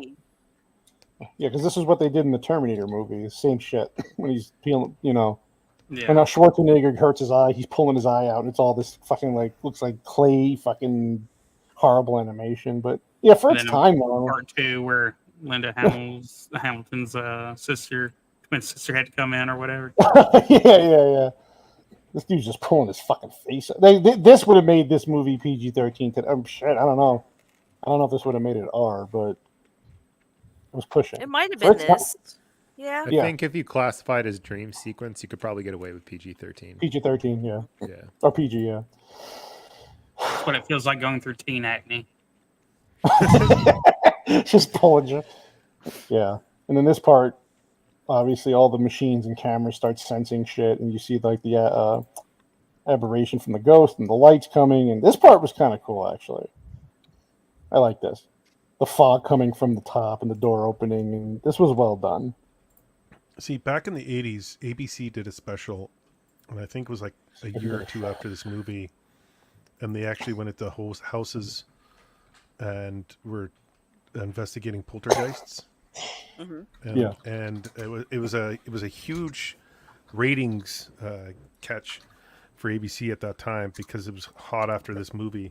And I remember watching it and seeing the lights swinging in the kitchen, and I was just like, yeah, they're just trying to pull our chain with this. But It's cool. Like, I was doing research kind of after this about like this and The Exorcist and a lot of stuff, and realizing like how there was like a weird push in the 80s to be like, everyone's going to think ghosts and demons are real very soon. It was like, it will be accepted in America that this is a reality. I was like, oh shit. Glad we didn't go down that path. Holy. To be fair, demons are entirely real. A lot of them took flights on the Lolita Express. Jesus. What did I just miss? What? Epstein Pay reference. attention, Vex. God, I'm just kidding. For going was to the saying Epstein reference. He was saying okay. demons exist because they went to somebody's certain island a lot. Oh, I mean, if we want to play that angle, I mean, there's also the susness around Carol Ann's death IRL, but True. They were pissed off she made those bad sequels. Someone's got to take the fall. Okay. I can't wear this fucking mask anymore because I'm dying, so I'm just going to wear it on my head. Deal with it. Yeah. Now, if you're sitting at the kitchen table or wherever you are and you start to see these things coming down the stairs, like, are you freaked out? Or are you like, this is the coolest thing I've ever seen in my life? this is the coolest thing I've ever seen in my life. Yeah, coolest thing I've ever seen. This is badass. Yeah. And I again, think it depends on if your back had just been mauled for absolutely nothing or not. Like the black dude's like, yo, yeah, this is cool as shit. White guy, on the other hand, is like, fuck it, I'm out. I just got eaten, man. Yeah, his Yeah. food was turning into fucking maggots, and it's pretty cool. It's pretty. This cool. is pre-Black Guy Dies First, I guess. There you go. See, yeah, the white guy couldn't handle it. I was waiting for it. See, yeah, this part's 80s cool. were a great time. Yeah, they were. It was a glorious time, man. Decade of decadence, man. That's fucking really Love good. the 80s. That's why I was Tons of glow. watching that Gotti documentary. It was all through the 80s. It's like, fuck, man. I remember growing up around all of this stuff. They were showing it was just the Gotti stuff with the neighborhood. He lived across, like, around the corner from my grandparents. And I remember going there as a kid, and my dad was like, don't ever go to that guy's house. Don't ever fucking touch his house. Don't go near his house. And I'm like, why? And then when I grew up, I was like, oh, that's why. Okay. See, Yeah, that's where we're totally opposite. If I was there with my uncles, it'd be like, come on, we're going over to this place over We're here. going to this guy. I'm going to go see this guy. Yeah. He's going to help us get some stuff out of the shipping yards Yeah. in the airport. So, yeah, it was pretty well. Oh, yeah, this is where they send the kids away, right? They go with the grandparents, right? Yes. If I'm not mistaken. Yeah. Yes. Yeah, and this there is you the go. part Like, that they're I had upstairs. completely forgotten from when I'd seen it, 10, 15 Yeah. years ago. I remember the kids being through it the whole movie. I forgot there's a large chunk of the film where the kids are just not there. I fucking Listen love to it, the dog. though. Like, the amount of Yeah, I times like in it. movies where I'm like, why are you letting your fucking kids stay in this house? It's like the Yeah, only it's a movie I've smart ever move. seen that they're actual parents. They're thinking about the fucking kids. And they don't want them to Yeah. go. You can see they're crying because they're like, these are our kids. Like, we don't know what's going to happen. But you have to protect the kids. Yeah. Yeah, and this is where they're going over all the stuff. I don't know. I feel like one or two of them are kind of expendable. You can always make more. Like, Save the dog. Get rid of the that kids. middle kid is a pussy. You could do better. Try again. Yeah, Take your pants yeah. all the way off and try again. You read my mind, Leon. You're all sick. You know that? Yeah, I like this scene here where she's telling her. She's basically saying that the one dude's going to stay. The one that got bit is never coming back. I don't know if I really blame him. And that she'll be back with help. And I like this scene because they formed a bond over this. Did we mention that the mom's hot? She's Yes. she's You can attractive. mention it again. Oh yeah, She has a Yeah, flat she's ass hot. apparently for Whitey, so that She's he couldn't. hot. Whitey And was- then there's this asshole. Oh, this fucking guy, man. Guy always plays an asshole in every movie he's fucking Yeah. in. But yeah, he comes in the house and he's like, what is going on? Like, he sees all the equipment and he sees like their shit moving around. And, He just leads him to the door as the piano's moving itself. yeah. The lights are, the lights going on. He's like, oh, what do you have, a 300-watt light bulb in there? You fucking idiot. Fucking asshole. Yeah. And then he's nervous. He thinks he's doing other things, right? He might want to leave. And so he's like, he offers them. Oh, yeah, this is where the mom opens the door. This part, I felt bad for her here. She's alone now, right? There's no kids in the house. The husband's off doing whatever he's got to do. She's just alone, and she's like, oh, let me see what happens when I open this door. And, yeah, bad idea. But, Yeah, this going back to like when he's trying to convince him to stay. Like, I'm pretty sure he's the architect because he has all the blueprints and he has the schematics. I wanted to say schematics, but I mean, he designs all the lots. I know you're playing in Italian, but English. Hey, we got the schematics. Schematics. He's got those papers, the schematics. The things. Schematics. That's why I thought he was an architect. Yeah. No, I think he's a sales guy, right? So it's just like it's not uncommon for salespeople to have that stuff when, because some of these are pre-built, right? In the opening sequence, when they zoom out, you can see that they're still building, and even later on, when they have a conversation, they're also still building. So building stuff, yeah. Mm-hmm. Yeah. Poor mom. Yeah, she opens the door and there's a bunch of evil shit happening in there. She's like, "Oh, no, that was a bad idea." Killing my baby. Oops. And then here you get pretty much the whole fucking reasoning as to why everything's happening here. I love the shot that they use here. Mm-hmm. How they give just overview of everything that's going to be built, what is built, and this fucking guy tries to convince him, like, "Hey, you want your master bedroom to be here, and this will be your land, and we'll give you all this if you could stay with us." And Craig T. Nelson, man, the poor guy's like, he's just in two different worlds, man. He's just focusing on his kid and his family, and he's just giving them these like half answers, like, "Yeah, I guess." Yeah, and then this fucking shot. I love how they just zoom away, and you see the fucking grave. You're like, "Oh no!" So like, this scene is where, like, because that comment I made earlier about Craig T. Nelson kind of carrying this film, this is the scene that solidified for that for me, because like when they're having this back and forth, this discussion, you see him pacing and his shoulders are sort of slumped, and like he looks exhausted because he's got so much shit going on at home, but he knows he's got to keep his job, otherwise, his family's out. He hasn't committed to leaving, getting rid of the house or selling it or anything. Like just him being torn between the two, the two instances is so because he's like, I want to. Yeah, he's trying to like, because he even says it like, well, because the guy's like, well, we can move the graves and they're only going to go 5 minutes away, and he's like, oh, I guess that's not that bad. He's trying to convince himself. Yeah, screw the indigenous people. Like, let's just exactly. Screw them. Screw the indigenous people. Let's make it nice for. I was telling Vex earlier. Fucking, I lived the last part of my teenage life on the fucking Cherokee Reservation. It's not that bad. No. If this came out this year, there'd be like 18 channels doing videos about how this is woke bullshit. Woke and yeah. You're not wrong, dude. Seriously. Yeah. He's like, what do you think, huh? Kathleen Kennedy movie? Jesus Christ. I don't know. Somebody needs to drive by and throw some trash on the side of the road so somebody can fucking cry. The environment, the Earth's going to die in 2 years. This is going to cause it. Fucking lunatics. Oh, yeah, this is where they bring in my favorite person in the whole fucking movie. So good. She is perfect. Yo, she's only in the movie for like what, trivia? Sorry, is she a real medium? She thought she was. Yeah, I've heard that. I don't know if it's true, but I've heard that story. That this was they hired like a real psychic medium for this part or something like that. Yeah, I know she looks like an old Jewish white knight to me. I didn't know. Good points, Enzo. Speaking of faking, and I know this changed the topic a little bit, but Buffy St. Marie, that came out today about how she was faking to be indigenous all this whole time. Oh yeah.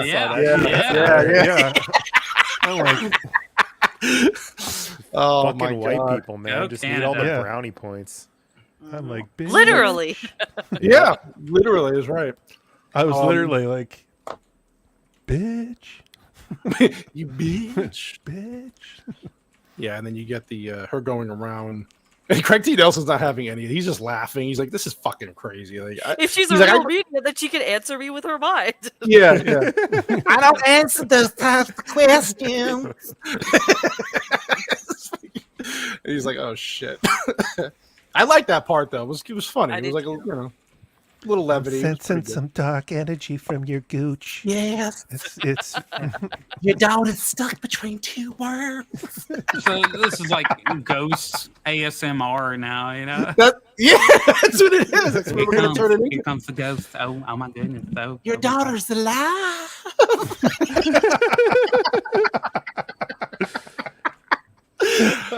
She said, "Follow me back on Instagram." We have to make videos about this on YouTube. I'm also on Facebook. This is too woke. Did you find me on TikTok? You know what's funny too? Like she's asking her, like, was she asking her questions like, are you religious, or like, will you give all, like, basically do anything I say? And you felt bad for the mom, man, because as a mother, you pretty much would just do anything, even if it went against your beliefs, right? Just to get your kid back.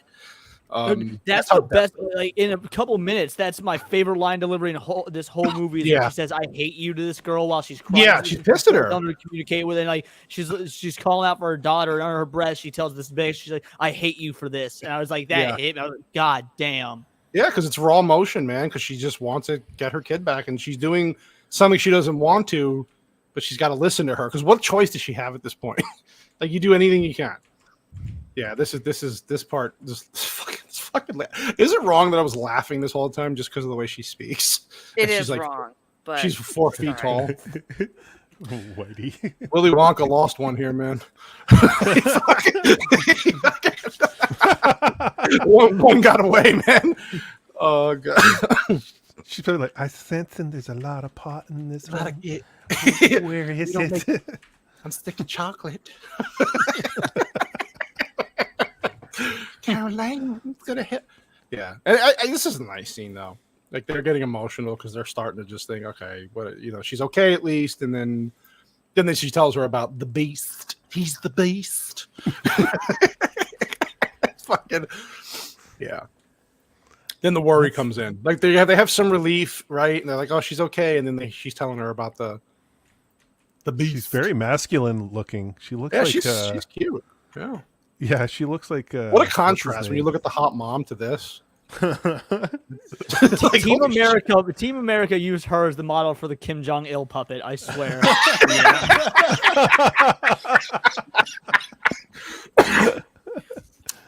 Yeah. This is where they take her upstairs. This is the part you were talking about, Leon, where she's like, you want to see your kid again? You better fucking be aggressive here, because do whatever I tell you. Yeah, and then the part here where they're, who are you most threatened by? And that technically would be correct, right? The kids would be more likely. The word usage itself is like you can understand why both parents kind of took offense to that, because they think of themselves like they don't want to threaten their own children. So in like a scary way, it's also they don't want to be the one to admit like, oh, she's more They're scared the bad of us, one, right? Because that also feels like, you know. Listen, Caroline, I have to go coach a shitty team in Minnesota in a few years.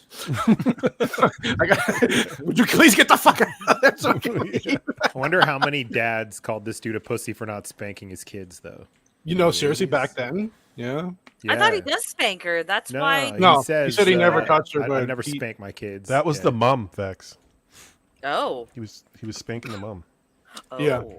Yeah, She's a she has screamer. no ass, so she has to slap other people's ass to feel better. I feel some real ass discrimination here, Whitey. Come on. Well, Whitey, you know man. what? I'm an ass man, so you know. Oh yeah. I might have these on display, but you know. That's funny. Yeah. Caroline. Yeah, this is where she. Oh, that's a nice shot. Tell her to go. No, you said don't go into the light. Run to the light, Caroline. That was the wrong whole face. Yeah. Yeah, this is where she says it. This is where she says it, Leon. Like, I hate you for doing this, or I hate you for this. She's just pissed off. They're so emotionally just raw and tired, just ready for this to be over. And I like how she walks in the room. I like this shot. This is a good shot. Mm-hmm, The light and everything. Really well done. This entire scene was very well done, considering the time and what they had to work with. Like you can tell it's a light there, but it's still right. Like, the impact of the scene is still there. Yeah, look at that. God, it's a beautiful shot. Beautiful shot. There he is. Don't Google Zelda Rubinstein nude. Why? Hold on. Okay, I'm gonna search. Oh no, Vex, please don't. Please don't. Well, you be the guinea pig. Oh, to view the results, change your safe search settings. Oh no! There we go. Real. She'll never make videos again. Her computer's gonna explode. Oh, she's using her phone. That's okay. Yeah, I'm just gonna use my phone. Okay. Zelda Rubinstein. Instantly on some list. Small, medium, at large. She's in Canada already. I mean, And wait next till time you you get go to to America. fly, they're gonna be like, "Oh, we're gonna need to do a random search." Yeah, can we check your phone? We saw you looked up some photos of Zelda Rubinstein. This is why you can't come to America. Yeah, denied. No, I'm just kidding. Nude videos. Okay. Oh. These we're all anxiously awaiting. Going. I wonder what. I don't Let's see see. Zelda Rubinstein nude anywhere here, man. So The Vince subtitle says says it there's all. nothing, y'all. It was a joke, as far as I know. But when I googled it, I got Kathy Bates in a tub. Yeah, I have Kathy Oh. Bates in a tub as well. Oh, that- God. That's scary Sticks were enough. made. That's worth What's it. so bad is earlier I was saying, like, what if they had had Kathy Bates on this role and now y'all have ruined it? Why, Vex? Why? Embrace I it. hate you for this. Go into the light, please. Yeah. She tells her to wait at the door. So their whole idea is to get Caroline basically at the light where the doorway is, and they're going to put the mom through and try to pull them through when she has them. And I like the scene here. Is this the scene where? What's up, black guy doing? Yeah, the scene with the little lady's like, I'm going to go in, and she's like, well, I'm the mom. She's like, you've never done this before. She goes, neither of you. She goes, you're right. You go. Oh, shit. That was pretty funny. Look at all this. What is this, like plasma and goo from the fucking Ectoplasm. This Yeah, guy's like, ectoplasm. yeah. She won't come to you. Let me go. Oh, yeah, this is it. Yeah. You've never done this before. You're going to go ghost spunking. Look at a wholesome moment here. I love you. Dude, see, you call a wholesome, bet my grandma, the one that was saying that scene was going on too long. She saw this and she's like, "Will you go get your fucking kid? You've seen your husband this whole movie." She Jump to the hated that right. part. Yeah. But the expectation is that she might not come back out of it, right? That's So what I get it. said as well. She's like, Yeah. "Yeah, well, the kid's more important. She spent her whole life with her husband." I was like, "Damn, all right." Jesus Christ. Savage. I tell you All been right. divorced 3 times, but damn, grandma. I love you, Steven. Yeah, and then they go. This part was My cool. grandma might be watching this, so if you are, sorry, grandma. We love you, Grandma. We love you, Grandma. Based grandma. Don't worry. It would have been Yeah, better if she would have come through with an Asian child, like instead of her child. It would have been really. We always wanted a fourth kid. She's going to do that so much better, but she'll never be able to drive. Oh God. Yeah. Help him invest yeah. on the real estate, though. This is where she's speaking to the people. And please come to the light. He's getting anxious. He's like, God damn it. She's like, wait, because she was saying like, don't pull, because he was worried that she wasn't going to come out. And then the fucking big. I wish can I go back and show that where the big demon comes. I did not remember that at all. I remember that always being off screen. You never seen the monster. So when you did see the face of the poltergeist, I was genuinely just like, oh shit. I jumped because I did not remember that part. Is this the part? It'd There been it is. cool if she got sucked back in and then came back out. That dude. That's got to be practical too. It's like not Dude, goddamn. yeah. It's fucking so Get sick. sucked back in. Sucked back in and then came back out. Now pulled a Hunter J with a ghost. Yeah. I was born yeah. twice. Hunter J would be the best paranormal investigator. Oh. Ironically, it was sucked back in. We went to the light.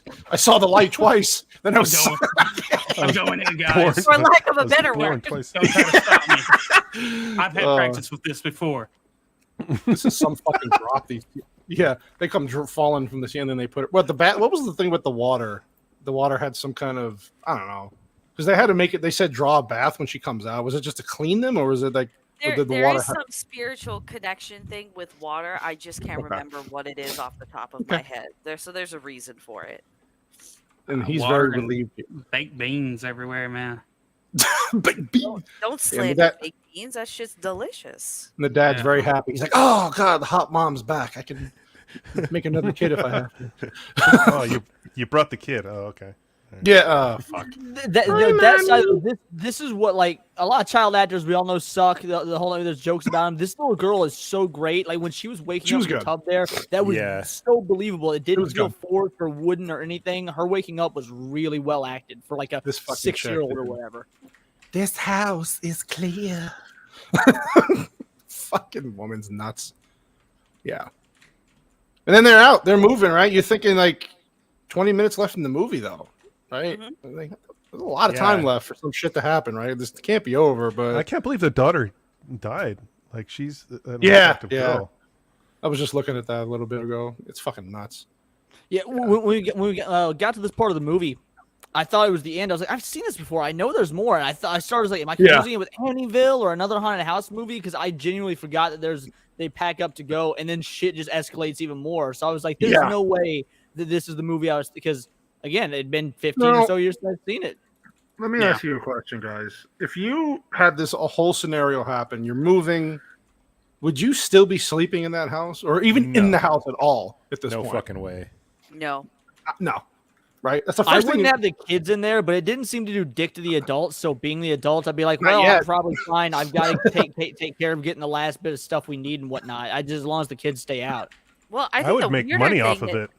Right. Oh, yeah, that's for Always sure. the opportunist. But like the weirder part is like, despite all of this just happened, like I know they said it's clear, but like I'm surprised that the children aren't fucking scarred by it because they're still sleeping in their original room. Yeah. So you'd think that, especially after like this mom was so kind of like hell bent on getting the kids back, that maybe she'd have them sleep in the room with the parents, like they were doing at the beginning. Camp out in the living room. Yeah, it's not like they like do anything to get rid of the poltergeist. They're kind of just like, oh, we got our daughter back. Well, they just believe the freaking woman, right? They said it's clear. Yeah, she said it's Yeah, clear. everything's fine. We're just gonna go, take a dump and listen the to thing is, though, it's like Lionel Richie and relax in our you house. Exactly. You had this demon, whatever, was trying to capture the kid and get through, and then you had the ghosts that didn't know they were dead, right? They needed help, but nothing indicates at all that the bad thing is gone. Well, all you did, because the woman Zelda Rubinstein is a. Well, because she's a medium, she had the sense, right? Like when she comes into the house, right? She says like, "Oh, there's great evil in this house." So after they get Carol Ann back, she doesn't feel it anymore. So it's gotcha. It's I guess. It's not plus, isn't there she's trying? She's telling the spirits to go into the light. She's guiding them to leave while they're trying to get their daughter back. So that makes sense. And then, technically, poltergeists aren't evil though. Like in the lore, poltergeists are more pranksters and they're like mischievous and they're not. I don't know. To do that with a steak is pretty fucked up, dude. Ruining people's food, man. That's fucked. That shit's expensive. I'm gonna kill your bird. That's funny. That's clever. Yeah. This poor kid and this fucking clown. This fucking clown, man. Ugh. Creepy, man. No, thank you. In here. I know, man. That poor guy was like, even scrubbing through the movie with you, he's just like, no, please don't make me do this. Yeah. Poor Pop. He was traumatized. Even everybody knows the trivia of this, but it's just terrible. It is she terrible. eating Luke Skywalker? Yeah. Holy shit. She's using the Force on Luke. I like how the Darth Vader's fucking posters inside the closet when the door opens, like the Force hint. Yeah, she's just relaxing, chilling. She dyed her hair pretty quick. Yeah. Jay's like, yeah, gooch. Yeah. This is like just an entire scene where it's just like you make the characters dumb just for the sake of having the big reveal happen at the end, in just a few moments, right? Like they're about to move. Why the fuck is she dyeing her hair? Like, bitch. That's what Sassy said. She goes, "Who the fuck takes the time? Why are you wasting all the time? This is stupid." So it's like the only thing I can come up with is like maybe so you could like to get your mind off things for like give yourself a sense of normalcy while you're waiting for your husband to get back. Trying to bring everything down again. Yeah. But you're moving house. Like when I've moved, all the times I've moved, I'm not thinking like, oh man, are my eyebrows on fleek? You know? Oh my god, that is fucking hilarious. Just mortared. I got a couture. Yeah, that's what I say when I'm moving. That fucking clown's just traumatizing the kid, and this is you get a little shot of the Would James Cameron say that this is too gratuitous, and if he ever got the chance to make a ghost movie, he wouldn't do something like this? Fuck. Well, If James Cameron made a ghost movie, he'd probably end up boning that actress and marrying her as well. So. Oh no shit! Why did he sent me a video based off this scene here? This is. If you want.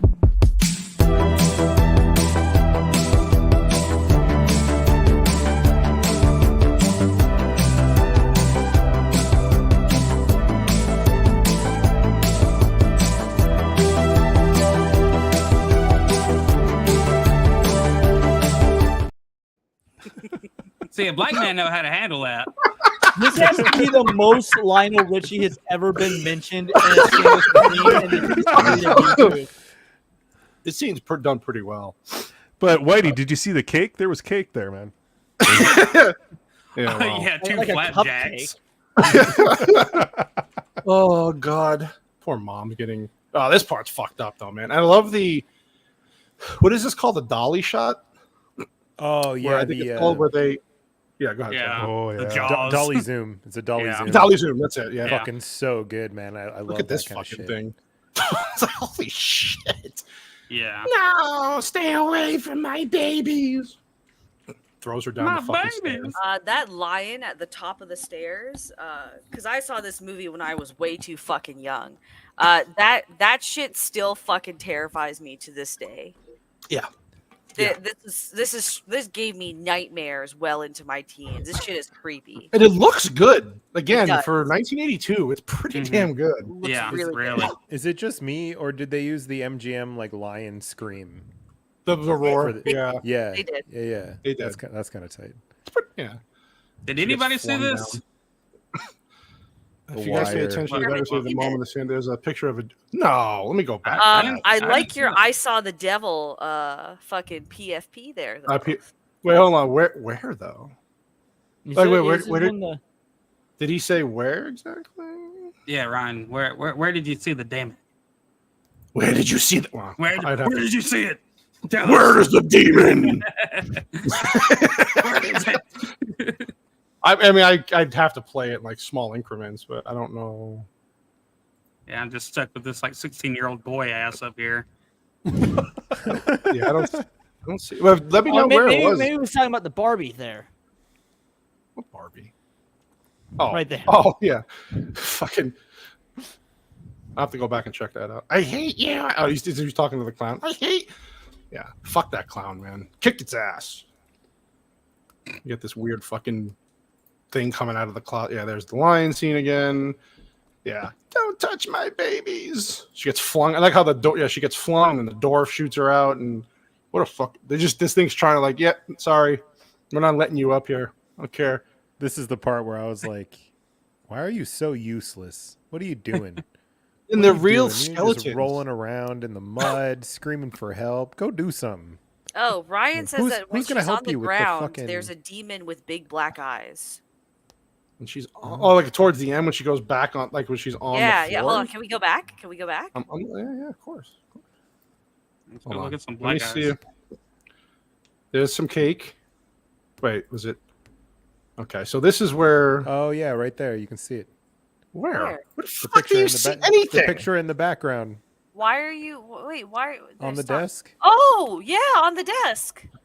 That looks more like Charles Manson, though. In all honesty. That's pretty fucking creepy, though. Yeah, That I, is no, fucking- that's not a. There's a little black box in front of the picture. Right here. Is what that is. Yeah, Yeah. yeah, Yeah. That must be what the demon is, because I don't know what else would that be a picture of, like their fucking dead Charles great Manson. aunt. There you go. I love Reagan and I love Charles Manson. Charles Manson. So they use That's real why skeletons. Poltergeist chose them. It's the Poltergeist of Charles Manson. Yeah. I love how the neighbors. She's like, "Hey, you gotta help me," and the wife's like, "Yeah, fuck you, kid. You're not, honey. You're not going in that room. Sorry." Yeah, this is the scene. Can I show this a little bit? This is great. Oh, this is fucking great. Look at that. Yeah. So This- well done, man. Like, okay, Look at the thing that fucks me up is like I don't know if anyone knows how to do a dolly zoom, but you'd have to like literally have her moving the perfect speed to match. Like you have to match the speed of her running with the speed of your zoom out and the speed of you moving forward. Which it's is perfect, man. So what would be the frame rate of the zoom out? It's all probably shot in 24 frames. Yeah, but you get this like effect when you're moving the camera forward and zooming out. But you kind of have to do them at the same rate, and then when you add a person moving, they also have to be doing all of that at the same rate you're doing the other two things. Fucking. The only thing right there, though, back that's like go back, Greg. Sorry, like, can you play it just for like a second? Okay. Anyway, like the door's in focus, but I don't know how much she is, so I don't know. They're probably shooting like really, really, like wide.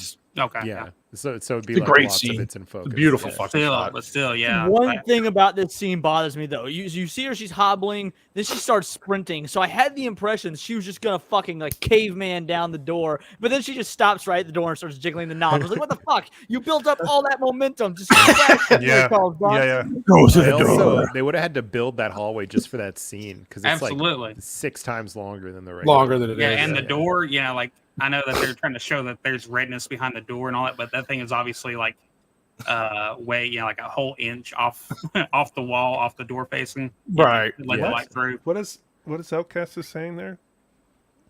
Is the scene coming with the Vex vagina gateway? Yeah, this is it. We're there. That is my bonus hole on screen. There you go. There's her bonus hole out for the public to see. That's why you can't come to America. Out your bonus hole. This is her way to America. She's got to go there. So when she comes out, USCIS won't approve my application right here. Fucking bastard. This is the one scene that kind of took me out with like the daughter is so clearly a fucking doll. A doll. Yeah. I was just like, God damn. She's just head down, and it's almost like they had to, like it feels like they almost rewrote the scene because like she just interacts with her son, who's like probably the one you'd be less worried about, I would assume, because he's probably got some kind of strength to hold on. Yeah. I like her. She's like, God help me, and then all of a sudden the kids start grabbing and they pull them away. Even a person who didn't have faith, like I guess at some point you're just like, all right, I need anything here. So let me just ask God for help and see what happens, And the dad comes home and he's like, also this pissed me off, and he just stands outside for a sec.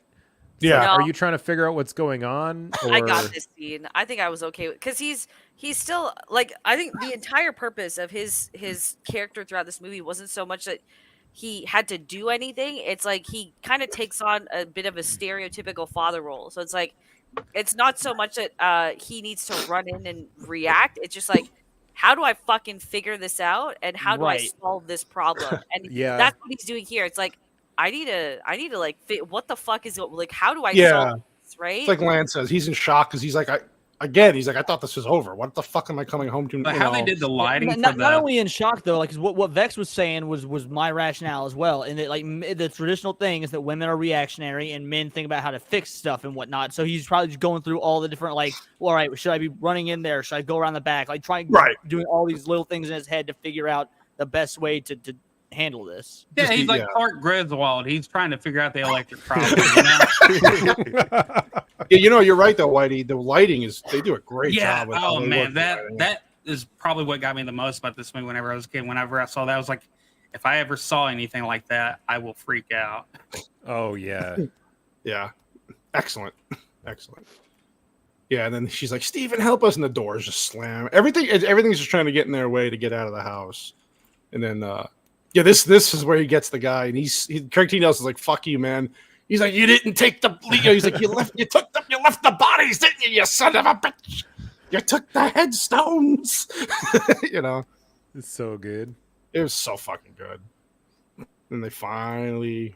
I listened to him say that, and all I could hear was, "You changed the samples," like from. The Harrison Ford movie. The Fugitive. Same cadence. The Fugitive. And I love this here where it builds up the tension where the guy's like, and this is probably what happened. You're looking for your keys. You're trying to find the right key to get in. You just want to get the how hectic everything is. And they're like, hurry the fuck up. Come on, let's go. But again, another movie with great lighting, everything like just fucking beautiful. Yeah, it for made it 82, man. So good. 82, and like they still can't do movies like that. She comes home with a hickey on her neck. I love it. Yeah. What is going on? What is that? This Get is in the so fucking car, woman! Yeah, she was definitely dropping acid and is like, wait. Oh, yeah. What? Well, somebody was dropping something in her probably just a few minutes ago. I'm sorry, my parents do this all the time. They're so embarrassing. This is annoying. Oh my The God. houses just get eaten by demons. Look at this scene. Oh, This wow. is great. You want me to open this up your is- beer with my teeth? This fucking guy's like, oh. And the way they did the house getting sucked in, oh, fuck, look really good, Twice, man. for lack of a better word. There you go. But like, I mean, for the time, it was shot. I mean, it was great. Whatever special effects they used. I think it's so. I Go ahead. watched this scene a couple times. I Yeah. think by the way everyone's framed, it's like it's practical. I think whatever they did, they crushed the house in practical, and then they just have like see the cement line. Yeah, like, yeah. Where the house foundation would be. I feel like that's like your comp line. So you just have like your second shot above that, and everyone else stays below that. It's a Smart. miniature that they used for Yeah. the housekeeping. Oh, okay. Yeah, That's so why it it'd be looks so damn good. Fucking. There you go. I miss the old days. The Before good I old was a days where they sperm. actually, had to like use their imagination to make fucking things happen in movies. Yep. Yeah, and then they go to the hotel, and then I like how they put the TV outside. They're like, "Fuck this thing, man." Yeah. A little bit No more of TV. comedy, book family now. comedic relief at the end there. Yeah, you just know? a little levity after all the craziness. The made-for-TV movie was based on the real case. It was a TV movie? Really? Yeah, I didn't know Yeah, there he was- mentioned it. He mentioned it earlier. Oh, no in shit. the- Nice. The And then you haunt- see like a Steven Spielberg production, and then you see Kathleen Kennedy's name pop up. Well, of Yeah. course. Produced by. Wow. I was like, oh, God that's right. forbid. Yeah. God forbid. Backface like I had enough This about Kath- fucking I heard movie enough would about be Kathleen. torched. Everyone on Oh, Earth yeah. would be like, "Oh, this movie's fucking woke garbage. Look at this fucking thing. Oh, yeah, and the daughter and." Just like that too. I It's hate exactly I how hate they the would- time we live in right now. I hate it so Yeah. passionately. The 80s were the best, man. 80s was a great time. 90s was pretty good. 90s was pretty 90s good. is good. Yeah, 90s I is good. gotta go Yeah. 90s because if you get to the 90s, you get the greatest album of all time, Cyberpunk by Billy Idol, and I couldn't live without that album. So, Yeah, there you go. Well, we had the Mighty Morphin Power Rangers. We had all the inclusivity that we needed, and we didn't even need it pushed. So Yep. It's true.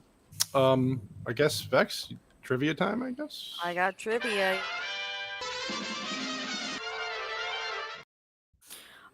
So the budget for this was just under $6.9 million.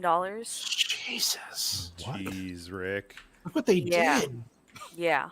It's had quite a few re-releases, but the original run, it was only domestic release, and it made about $77 million altogether. Fuck, that's a lot. Big jeez. return. Yeah. Released on June 4th, 1982, it debuted at number 3, and it came out the same day as Star Trek Wrath of Khan and Hanky Panky. Oh. Hanky Panky. That's the movie. Mhm.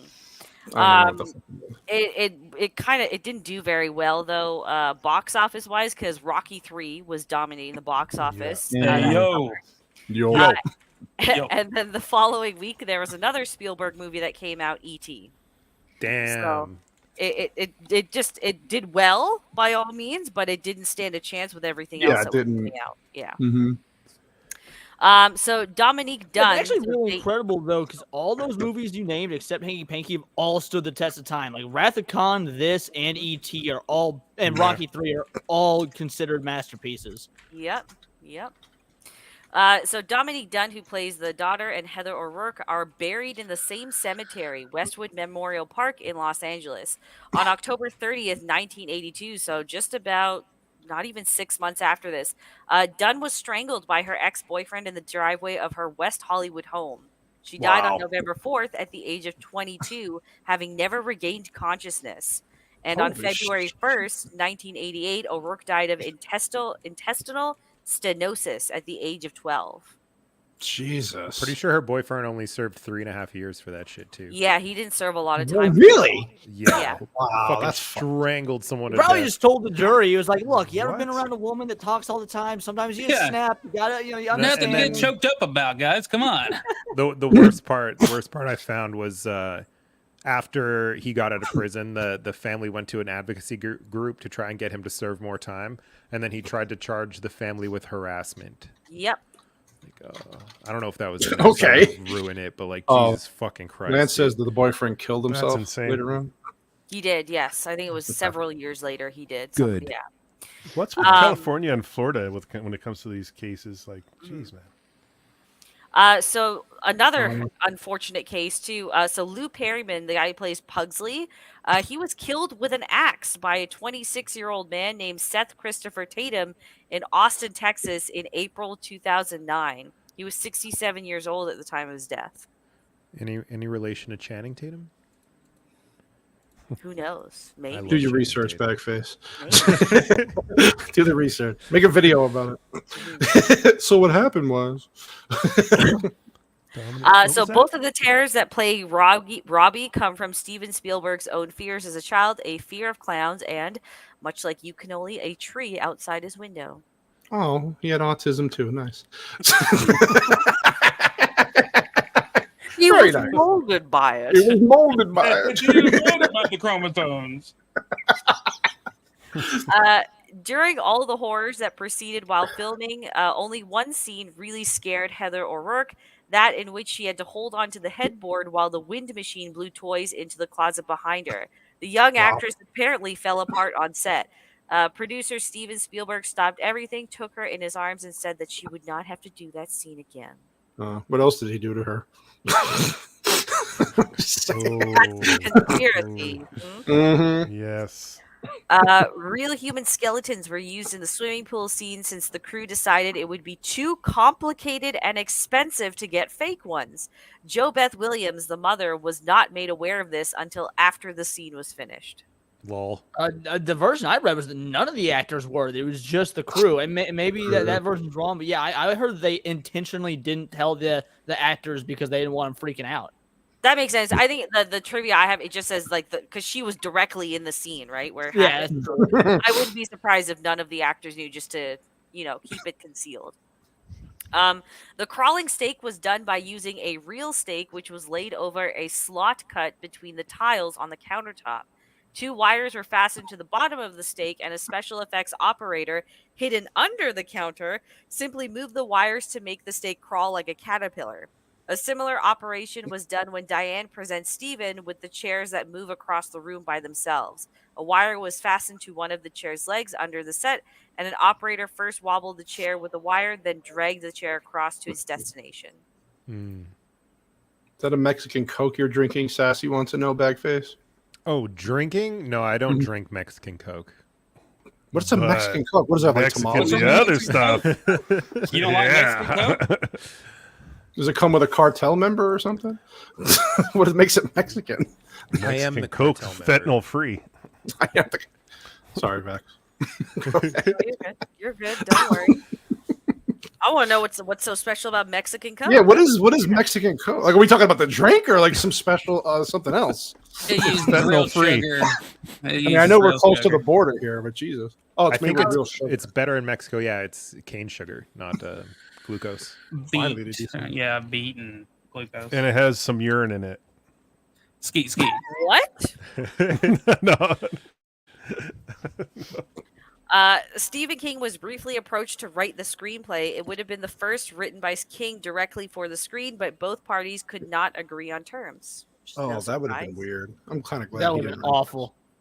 Carol Ann probably would have actually gotten fucked in that script. Wow! God damn, I love it. This is why we have her on the show, people. She's amazing. When Diane turned away from the table, 6 crew members quickly replaced the kitchen chairs with the already assembled cluster of chairs. So sorry, it's there. It's not on a string. They went in and put it there. Okay. The imploding house at the end of the film was a 6-foot wide model. It took 4 months to create. Thick wires were attached to the inside of the model and pulled into a funnel with the model placed over the funnel and a camera shooting downward. If something went awry, the model would have melted or burst into flames. Nice. Jeez. Wow. Nice.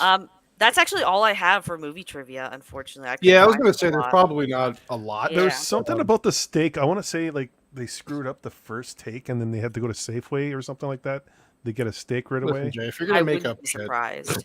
Well, I'm good at that. So like, but I there was something about the steak scene that I know, like they talk about probably in the right. documentary. I do have some casting trivia though. Oh, I love casting trivia. Yes, please. Christopher Walken. Christopher Walken. Oh, no, it's a ghost up there. Come through, Carol Ann. Come I through. hid that poltergeist up my ass for 7 years. Yeah. You know you want to come through. You see, I'm sensing some ghosts. So Drew Barrymore was considered for the role of Carrie Ann, but Steven Spielberg wanted someone more angelic looking. I don't know if that's another way of just calling a kid fugly. Wasn't she in Steven? Wasn't she in E.T.? Yeah. So instead, they cast her for E.T., which came out the following year. Oh, that's right. That was probably a win for her. I'm gonna say. Yeah. Well, no, considering all the drugs she did as a 12-year-old, it was actually a loss for her. Yeah. Oh, for her career. I think something happened to her as well. 100%. 100%. Wherever there's a Spielberg, there's an incident. Shirley MacLaine was offered a starring role in the film. It's not known which role, but backed out in order to make terms of endearment. That was a win popular for her. movie. Okay. That was a popular. She won an Oscar, didn't she? Yeah, she was. did. Sorry, go ahead, man. Oh, you're good. You're good. And then there were 3 actresses that were considered for Diane Freeling. Are you ready? Oh, I can't wait to hear this. I thought that's where it ended. I was like, oh. Oh, you get. Sorry, fuck you, people. I only know one of these, so I guess maybe you guys will know better than I. So, Joanna Cassidy. I know the name. I'm trying to think of. Katie Cassidy's mom. Let me ask you, Jay, to look that up. She was a model. Maybe if I saw her. Everybody's looking up her picture. Oh, Joanne Cassidy. Joanna Cassidy. Oh, Joanna. Oh, yeah, I know her. Yeah, I mean, I know the face for sure. Yeah, I don't know. I know the who face. she was in, but yeah, nah, I don't think so. I don't think I've seen any of the movies she's been in. Yeah, I don't recognize any of except for The Grudge 2, but Is this What do you mean for the she's in mom? Roger Rabbit? How do you not recognize that? is she in Roger Rabbit? Oh yeah, what- Blade that's Runner. what Gord Google said says. Blade Oh, she's in Runner Blade and Runner? Who Framed Roger Rabbit. God damn you, Huh. Gord. I'm old. I should know that. Oh yeah, she was in Blade Runner. Yep. Okay. All right. Would've I had a haven't seen better Blade Runner ass. though, still. So. No. Okay. Tuesday Weld. Yeah, I mean, she was popular, but I don't see it in this role. I don't know who this is either. What was she? You'd know. in? You probably know if you saw. Tuesday Weld. Yeah. She's Not a looker. Monday. Yeah, I mean, back when she's 1942, she was. I don't Yeah. recognize. Nah, I mean, I know the name. I only know of them because I've heard it talked about, but I don't know what the fuck she was in. Okay. Way before all my right. time. So. And the last one was Susan Sarandon. Huh. Nah. Glad they didn't go with her. Yeah, yeah, I don't see No, that thank, either. no, thank you. Young Susan Sarandon? I just don't see her for that role. Not for that role. She's got a bit more of a evil face, doesn't she? She doesn't have a Yeah, she would have played the demon coming out of the closet, and then probably. Yeah. Yeah. Oh, the lion. There we go. Damn the it. lion. Yeah. Is Yeah, that- that's all I have. All I have for trivia. Sharpie. It's that Wednesday Addams mechanic. Good one. That was there's nothing for the male cast. No. Nope. Nothing for the Listen, male Jay, cast. If you're gonna There wasn't a question whole Brett lot of Walken- trivia for this movie. I was kind of disappointed on Right, that. you would think for this movie as popular as it was, all the behind the scenes shit, but that's fine. I mean, if it is what it is. But yeah, Poltergeist. So let's do the rankings. I know everybody loves rankings. You do use your own system. I don't give a shit what you use. let's start with you, Bagface, since you haven't been on in a while. How do you rate Poltergeist? I think I'd give this movie like a solid 6.57. Okay, which is like fair. I really enjoyed it. I think some things haven't aged very well, but some things aged really well. And there's certain aspects of it that I'm like, damn, I miss this in movies. And then there's certain aspects where I'm like, I'm glad movies have changed. But yeah, in certain ways. Yeah, in certain ways, you know? Yeah, I get it. Yeah. It's a solid score. I appreciate it for what it is, you know? Yeah. Definitely for its time. It still holds up in some spots, you're right. I think it's super influential too. Like you can tell how much has been inspired by this movie. So 100%. You can always appreciate Family Guy did a full parody of it. It's like, it's just like it did Star Wars. So if Family Guy using an entire episode to parody you did something right. Yeah, and The Simpsons. Even was it Scary South Park movie? does it. Scary Movie 2, I think. Like most of the gags in that movie were from What's for Poltergeist. Yeah. Can we get a boob ranking? Anybody want to do boob rankings? There was only one person that had boobs really in the fucking movie, and they were covered. No, she means in the picture. Yeah, I thought she meant in the picture, and I was going to be like, no. See, I was gonna go with the older daughter. She's pretty fit. But we didn't see her boobs at all. So. You didn't see really any boobs. I mean, she's got them. They're Mama hidden. Sasquatch is better than trying to make her she's got lighter she's skin. I'm a big 16 fan in the of dark movie. skin. Yeah. Yeah, and like she's like 21, I think, when they film. So they gotta hide that shit a little bit. I understand. Jesus Christ. Leon, how about you, buddy? I'm going with an 8 on this. Like it's going back and watching this after we had just done Alien was. I kind of was actually a little bit underwhelmed at first. I had to take myself out of the Alien headspace. I was like, okay, you can't compare this to Alien. Is literally one of the very few perfect 10 movies in my opinion. So I had to kind of realign myself. I think the pacing is impeccable. No time is wasted. Some of the effects, don't quite hold up, but I'd say a solid 75-80% of them do. The casting is great casting, but again, I think really only Craig T. Nelson brings full-on charisma to the screen. The mom's a great actress, but she didn't have a whole lot of that charisma. All in all, I think this is an 8. It's not quite 2 hours, and it feels the exact length it is. So, There's a lot of pussy on my stream right now. Yeah, I'm getting in it. This is what we do when the cameras go off. Vexen just fell out of her lap. Got fucking cut up, man. God damn. Oh, Jesus Christ. All right. Jay, what about you, buddy? Out of the 10 Poltergooch, I would give it probably a 7 as well. Yeah. A lot of the special effects still hold up. I mean, there's a couple, here and there, but considering it was 82, the acting, like Leon said, Nelson did really well, and I like the mother. The kids I didn't care for in this movie. I like, even watching it when I was a kid, I didn't care for the kids. They annoyed me, besides the older daughter, but you didn't see much of. It's about a 7. That's about you mentioned 82, by the way. Well, you said that number a lot tonight. Because I didn't look up when this movie was made when I rewatched it. I genuinely thought like 87, 88, something like that, because the effects were that good. I didn't realize this was that early of an 80s film. Yeah. Mm-hmm. Like, it didn't really scare me. Like, the only piece that really scared me was the clown piece. Like, looking under into the bed and then seeing nothing and the clown was right beside him.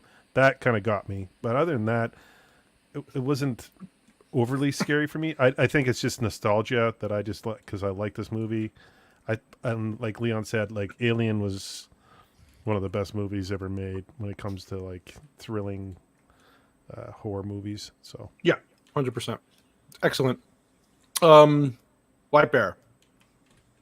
Since you have the boobs on you, what about you? Yeah, sing it for us. I give this 7. It'll sound like Tom Petty. Let's see. I'm going to give this 2 boobs and a side titty. Nice. It's one of those movies that a lot of us kind of grew up with, especially if you were born in the 80s at any point and all that. But I think it holds up pretty well and still tells a pretty good, interesting story, even all these years later. But I don't know. It's it's never been one of my absolute favorites. It definitely was a movie that actually still scared me. Back when I was just wait till the next 2 fucking movies we do, buddy. You're gonna love your life. Yeah. I think White Bear's gonna have to fucking be sick on one of those. Maybe both. We'll get look back like, I was wrong. All 4 titties, not 2 and a side titty. All 4 titties for this. All film. 4 titties. Sorry, Whitey. I didn't mean to cut you off, buddy. Go ahead. I'm sorry. No. You're good. You're good. Would you give it a ranking? Yeah, I said two titties and a side boob. Jesus fucking Christ. Open your fucking ears. Open your ears, jackass. Vex, what about you? I give this 8 Zelda Rubinstein nudes out of 10.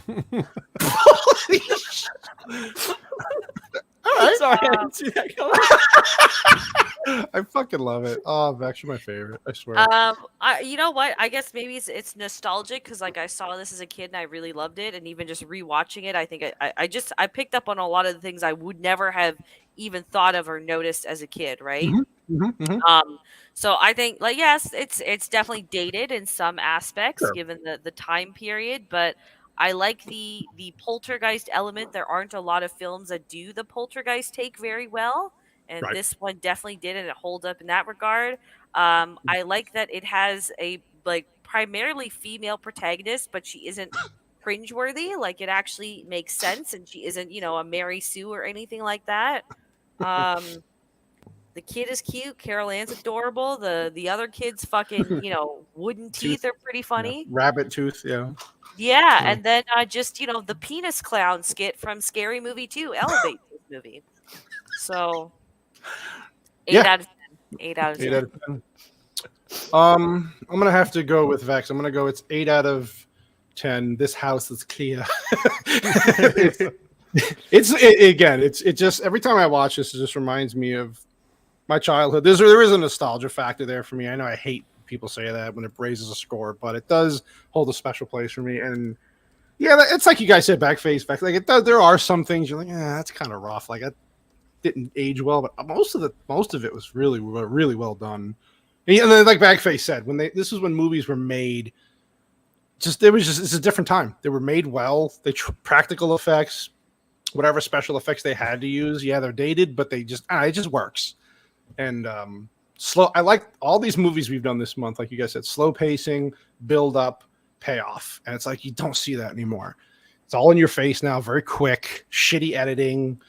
Let's go back to this. God damn it, please. It's all because of digital, man. I have a theory that like once you switch from film to digital, and you have endless amounts of shots, you don't got to focus on what you're doing and all that. Yeah, you're right. You're right. So again. When they make movies like this nowadays, people bitch and moan they're too slow. Like, did you ever that Tarantino movie, the Once Upon a Time in Hollywood? That movie was great, but everyone was like, "Oh, Tarantino's off his edge. It's too small." Oh, that movie was terrible. Bro, what? It's not his best work, but it's still good. It still is a well-made, well-done technical movie. I think the movie suffers from most of the tension of the movie comes from knowing the Sharon Tate stuff like really well beforehand. And I did a lot of research on that before I watched the movie, and it like raises the stakes of a lot of moments in the movie. I had an opposite take because I'm very like I like true crime, so of course Charles Manson is usually the first thing. But the film just felt really fucking self-indulgent. It felt pretentious. It didn't. I wanted more on the Manson stuff, quite frankly, because there's so much more that even a lot of true crime documentaries don't bother covering. And Tarantino has a specific style and skill that would work really well in bringing that to the screen. But he doesn't really try to do that. And instead, it felt like we got a rushed ending with the Sharon Tate murder and everything just to kind of give purpose and finale to the film. So I liked Brad Pitt's performance in that movie. I think he did good, but I don't think it's a good movie whatsoever. There's a hot take. I've never seen it. If you do it, I gotta come back. That's one of the greatest movies of all fucking time. Blade Runner's incredible. I still haven't seen Blade Runner. I still need to watch it. Neither of you guys have seen Blade Runner? Oh, dude, you guys. I've seen. No, I I actually like 2049 too. I know it's not as good as the first one. No, it's 2049. Oh, you meant you've never seen Once Upon a Time in Hollywood? No, I've never seen Once Upon a Time in Hollywood. I've seen. Okay, Blade the Runner. Blade Runner comment was up. I was like, you've never seen Blade Runner? No, I've seen that. Yeah. And yeah, 2049 is also good. When it comes to that Tarantino film, I would have liked to seen more of the Brian Wilson stuff influence, like what's his name, Charles Manson. Yeah, I would have liked to seen that, like why he kind of went into the cult and everything, and kind of like how he kind of got all screwed up. I would like to seen like that, more of that, instead of him like attacking Hollywood and attacking Bruce Lee and attacking a bunch of other people with his takes on it, supposed rumors and switching it around. I don't know. I agree with Vex there. It was kind of a stroke in his own ego with that movie a little bit. So I don't know. Tarantino's never made a bad film, so in my opinion, he's earned the right to stroke whatever he wants. Whoa. It's a decent film, but it's not his best. It's not his best. His best movie. Oh yeah, definitely not his best. Nothing beats Pulp Reservoir Dogs. Nothing beats Reservoir Dogs, in my opinion. See, that's the number 2 for me. I think Pulp Fiction is a little bit better than Reservoir Dogs. Oh, I love Pulp forget too. that he did Reservoir Dogs. So he's done 2 good movies in my opinion, but I don't like Quentin Tarantino. You didn't like Really? Django? No, Django and Reservoir Okay. Dogs are the only 2 movies Good of his God. I actually enjoy. I didn't like any of the other ones. Wow. Oh, Yeah. I think Inglourious Bastards is the worst movie. I think It's Quentin good. I think it's Tarantino is a good. highly overrated director. That's my I agree with that. We definitely have to add a Tarantino movie to the future. Please list. don't. Yeah. I don't want to be here for a Tarantino Do it. film. Reservoir God. Dogs is the best. No, we'll Tarantino. pick one that you like, Vex. God. All right. Like she suffered through Justice League for me, so No, you know what? Justice League was tolerable because there's so much that you can unpack and dissect, and I think universally everyone can see that there's a lot of problems and faults with that film, right? But it's like the general consensus is that Quentin Tarantino is like an ultra Chad, and I'm just like, what? Like I don't get it. I don't get it. That's all. Inglourious Bastards. Hey, you know what? Yeah, listen. I thought Inglourious Bastards was an okay movie. I didn't get all the hype around it. His movies, Hot takes. Hot takes. his movies are better than his face. But See, Gord King loves. He said Gord King. I think he said what Jackie Brown was his favorite. Jackie I Brown like was Jackie good, Brown too. It was too. good. Yeah, I don't know. There's some movies from him I'm like, others I really like. So yeah, fine, Vex. We'll spare you. Jesus. But I used to have a crush on Pam Grier, so that's why I like Jackie Brown. Jackie Brown, yeah, I like Oh Jackie my Brown. God. Oh God, okay. Well, we made it through that episode 44. So we had a great run of October movies. Really, everyone was a banger. Now we get to November, and God help us, because what we have to review next week. I am just sit through that movie. Thank God we have the guests. Analyze that movie. So Thank next God we week- have good guests. Yeah, That's all. Captain Marvel next week. Captain Oh, Marvel, boy. because the Marvel. Okay, so really, it's going to be 2 hours of shitting on that movie, but we do have Jay coming back for that, right? Yep, I'll be here. And then actually Andrew, and we're supposed to have Little Platoon with them too. So Andrew, Platoon, and Platoon chose that movie, which I'm going to talk to him about. Out of all the movies, he actually said, "I want to come on for that movie." So we'll see. But Well, he wanted to come on for Justice League because we did it on 9/11, but then he was going on vacation. So. right, okay, fair enough. Taking yeah. vacation on 9/11. Fuck Fucking up, Brits. Fucking great. Well, he eats beans and shit, so whatever the fuck he eats. I don't know. So we'll talk to him about that. But yeah, great freaking show as usual. Guy Ed Sheeran over here is going to serenade us out. Are we going to do shout outs? Yeah, do the shout outs. Jay, start with you, buddy. What do you got coming up?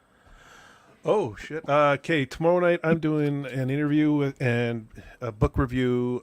Pops Van Zant. We'll be doing that tomorrow night. Wednesday night I will be doing an interview with Art T. Bear, the legendary Art T. Bear, who's inked Jim Lee and you name it, all the legends at Marvel, DC, and Image. So he'll be on Wednesday. I'm looking forward to that. Then Thursday, I'll be on Bone Bridgers. We'll be discussing whatever the fuck they're doing with Loki, because that ended like The Sopranos for whatever reason. And then, yeah, you didn't see the last episode? Oh, yeah. Like they did. Bro, I'm not watching it. I don't give a shit about anything. He did with that ending. Yeah, they did a Sopranos ending. And then this weekend, I'm going to just take off and just draw and get that book done. And then I'm going to be working on my own book soon. And it's going to be a kick-ass book. Well, yeah. So looking forward to that. Awesome, and then dude. next Monday, I'm back on here. So God, he lives here. He just lives here. The Gooch 5 lives weeks in a on. row. Gooch continues. on. The Gooch rises. Another eye tie on screen. That's what you needed. Thank you, Jay. I appreciate you, man. I'm all alone here. I got all these different fucking people and nationalities, and no guineas in here. So thank you. Nothing but respect. Go for you. It's okay. I love you. I'm all. diverse. Bagface, you had a great video today. You want to talk about that? Tell us what you got coming up. Yeah, I literally just dropped a video before I came on stream, which was talking about a bunch of YouTube drama, which, you know, I know this community is much too smart and sophisticated for, because y'all are all film critics. But if you want to take a break from being so fucking smart, you could go watch my video and learn about shit that doesn't matter. And then it matters, buddy. Okay. I also I've been trying to like get into a mode where I can like flip videos out really quick on like kind of popular things. So if nothing comes up, I'm working on a video where I react to TikToks with my mom because I was staying with her last week. That's fucking great. That's awesome. Yeah, she's fucking ruthless, man. I can't wait for that. It's good. Thanks for having me on, though, man. Appreciate it. Of course, dude. Anytime, dude. Leon, you beautiful person. You. What about you, buddy? Oh, well, thank you. Yeah, no, it's been great coming on here. Always a blast. So thank you again for having me on. Yeah, whenever you want me, just say the word. Vex wrote me into coming on for the fucking Aquaman episode in December. Since nobody wants to, I'm like, I'll fucking bite. No, we got 2 people now for Aquaman. We got 2 people. Okay, cool. I'm not the only sad sack. I got another. Sorry, I had to beg somebody else to come on the fucking. I'll be here for Aquaman, and then the week after you guys do Captain Marvel, I think you're doing. Is that when you're doing Scott Pilgrim? Scott Pilgrim. Yep. Yeah, I'll be here for Scott Pilgrim, and then if you want to head on over to my channel, Words of Paradise, I usually cover nerdy news through a political lens just about every day. I typically take Tuesdays off, but as of late, I've been doing live streams on Tuesday nights, including tomorrow will be my very first Halloween special live stream. Nice. I don't know what that entails yet. I haven't quite worked out the details, but it is happening. So, you know, it'll be something. Yeah. I'm probably gonna be doing something along the lines of doing live ranking of like horror video games or horror movies. It's something, you know, related to that because I love horror and don't get to talk about games enough. But with you know, covering all the other stuff, so drop by for that. And then last week when we did the Alien review, Vex and Mr. Ganoli and you know, Ed Sheeran over here gave me a great idea that we kept accidentally finding parallels between the story of Resident Evil and the story of Alien. So I was like, you know, I'm just going to make a video calling Did Resident Evil rip off Alien? That video did come out yesterday. It's doing pretty well. So if you guys want to see some of my thoughts about whether or not Resident Evil, the video game, aped the story of Alien, then yeah, hop on over, check that out. It's a lot of fun to produce since I don't usually do long-form scripted videos, but maybe once a month or so. Yeah, it was good. It was really good. Thank you for the shout out too. That was awesome. Appreciate that. Yeah, I couldn't have made the video without you guys because it took you guys talking about Alien. I was like, what the? That's what we do. We inspire people here on MMM. We're just glorious. God damn it, Vex. You have like 15 shows. You just want me to say, go check out her community page and social media? No, you can shout them out. I know you got a lot going on. You got some good shows. No, I think I'll be doing a total of 10 streams this week. Fuck. Nice. So yeah, just go check me out on Twitter at Vex Electronica for all those. And I put out the community post yesterday, but even then, like I showed up on Bagface and Andrew's show yesterday. That wasn't planned. Yeah, that was fun. You're coming on next week to talk about Invincible after yes, you finish I will be there for Okay. Invincible next week. Yes. But there was going to be a B-sub today, but that never happened.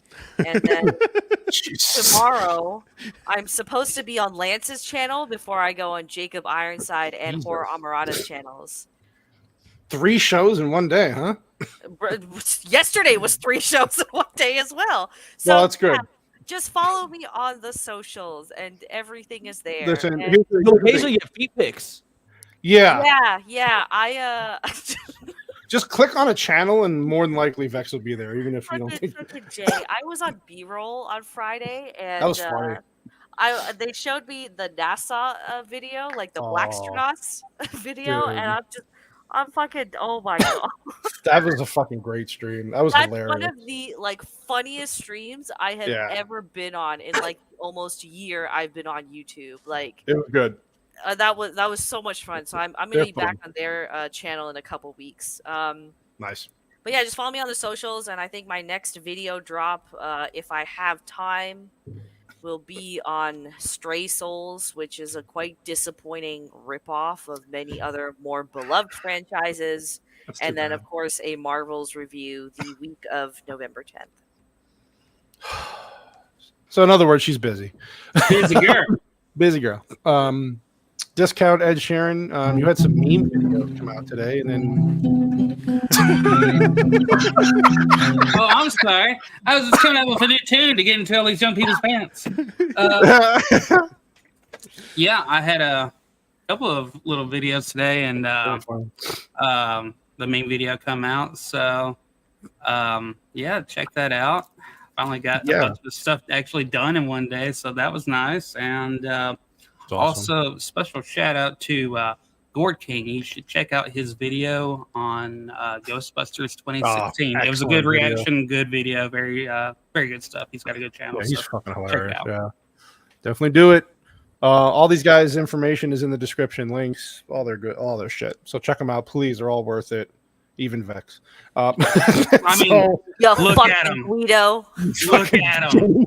Hey, look at those assets. Hey, see, she did this before. She called us guineas before, and we just let it go. But fuck, it can only take so much. Yeah, it's been great. Had a great time here.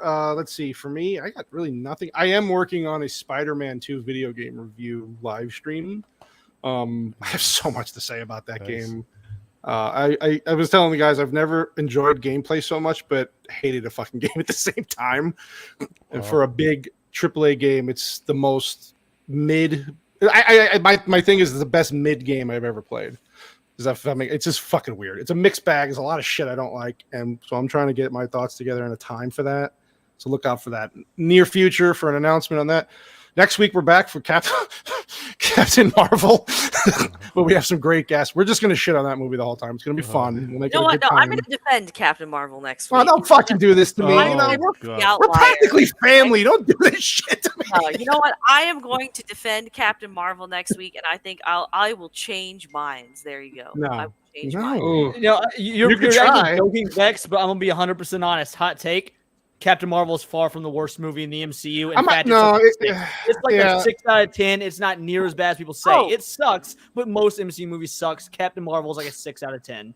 I agree with Leon. It's not the worst, but it's just it's not that great. It's a mid movie. There you go. It's for a Marvel movie. You're gonna have to show a lot more cleavage for that.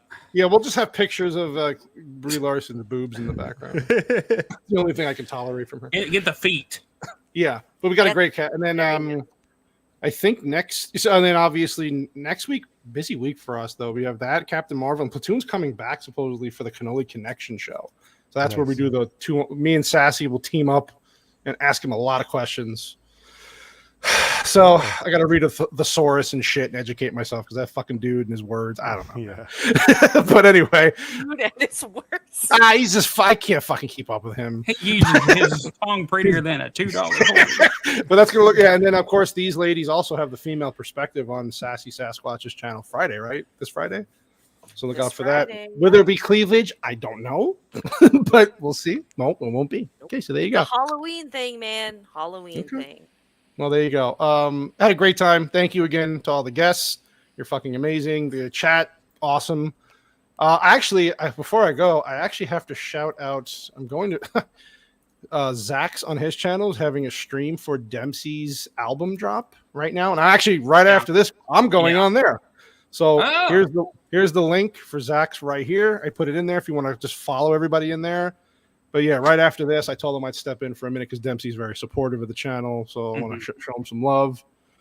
That's basically it. Back next week. Love you all. See ya. And until next time, bye. See you the titties.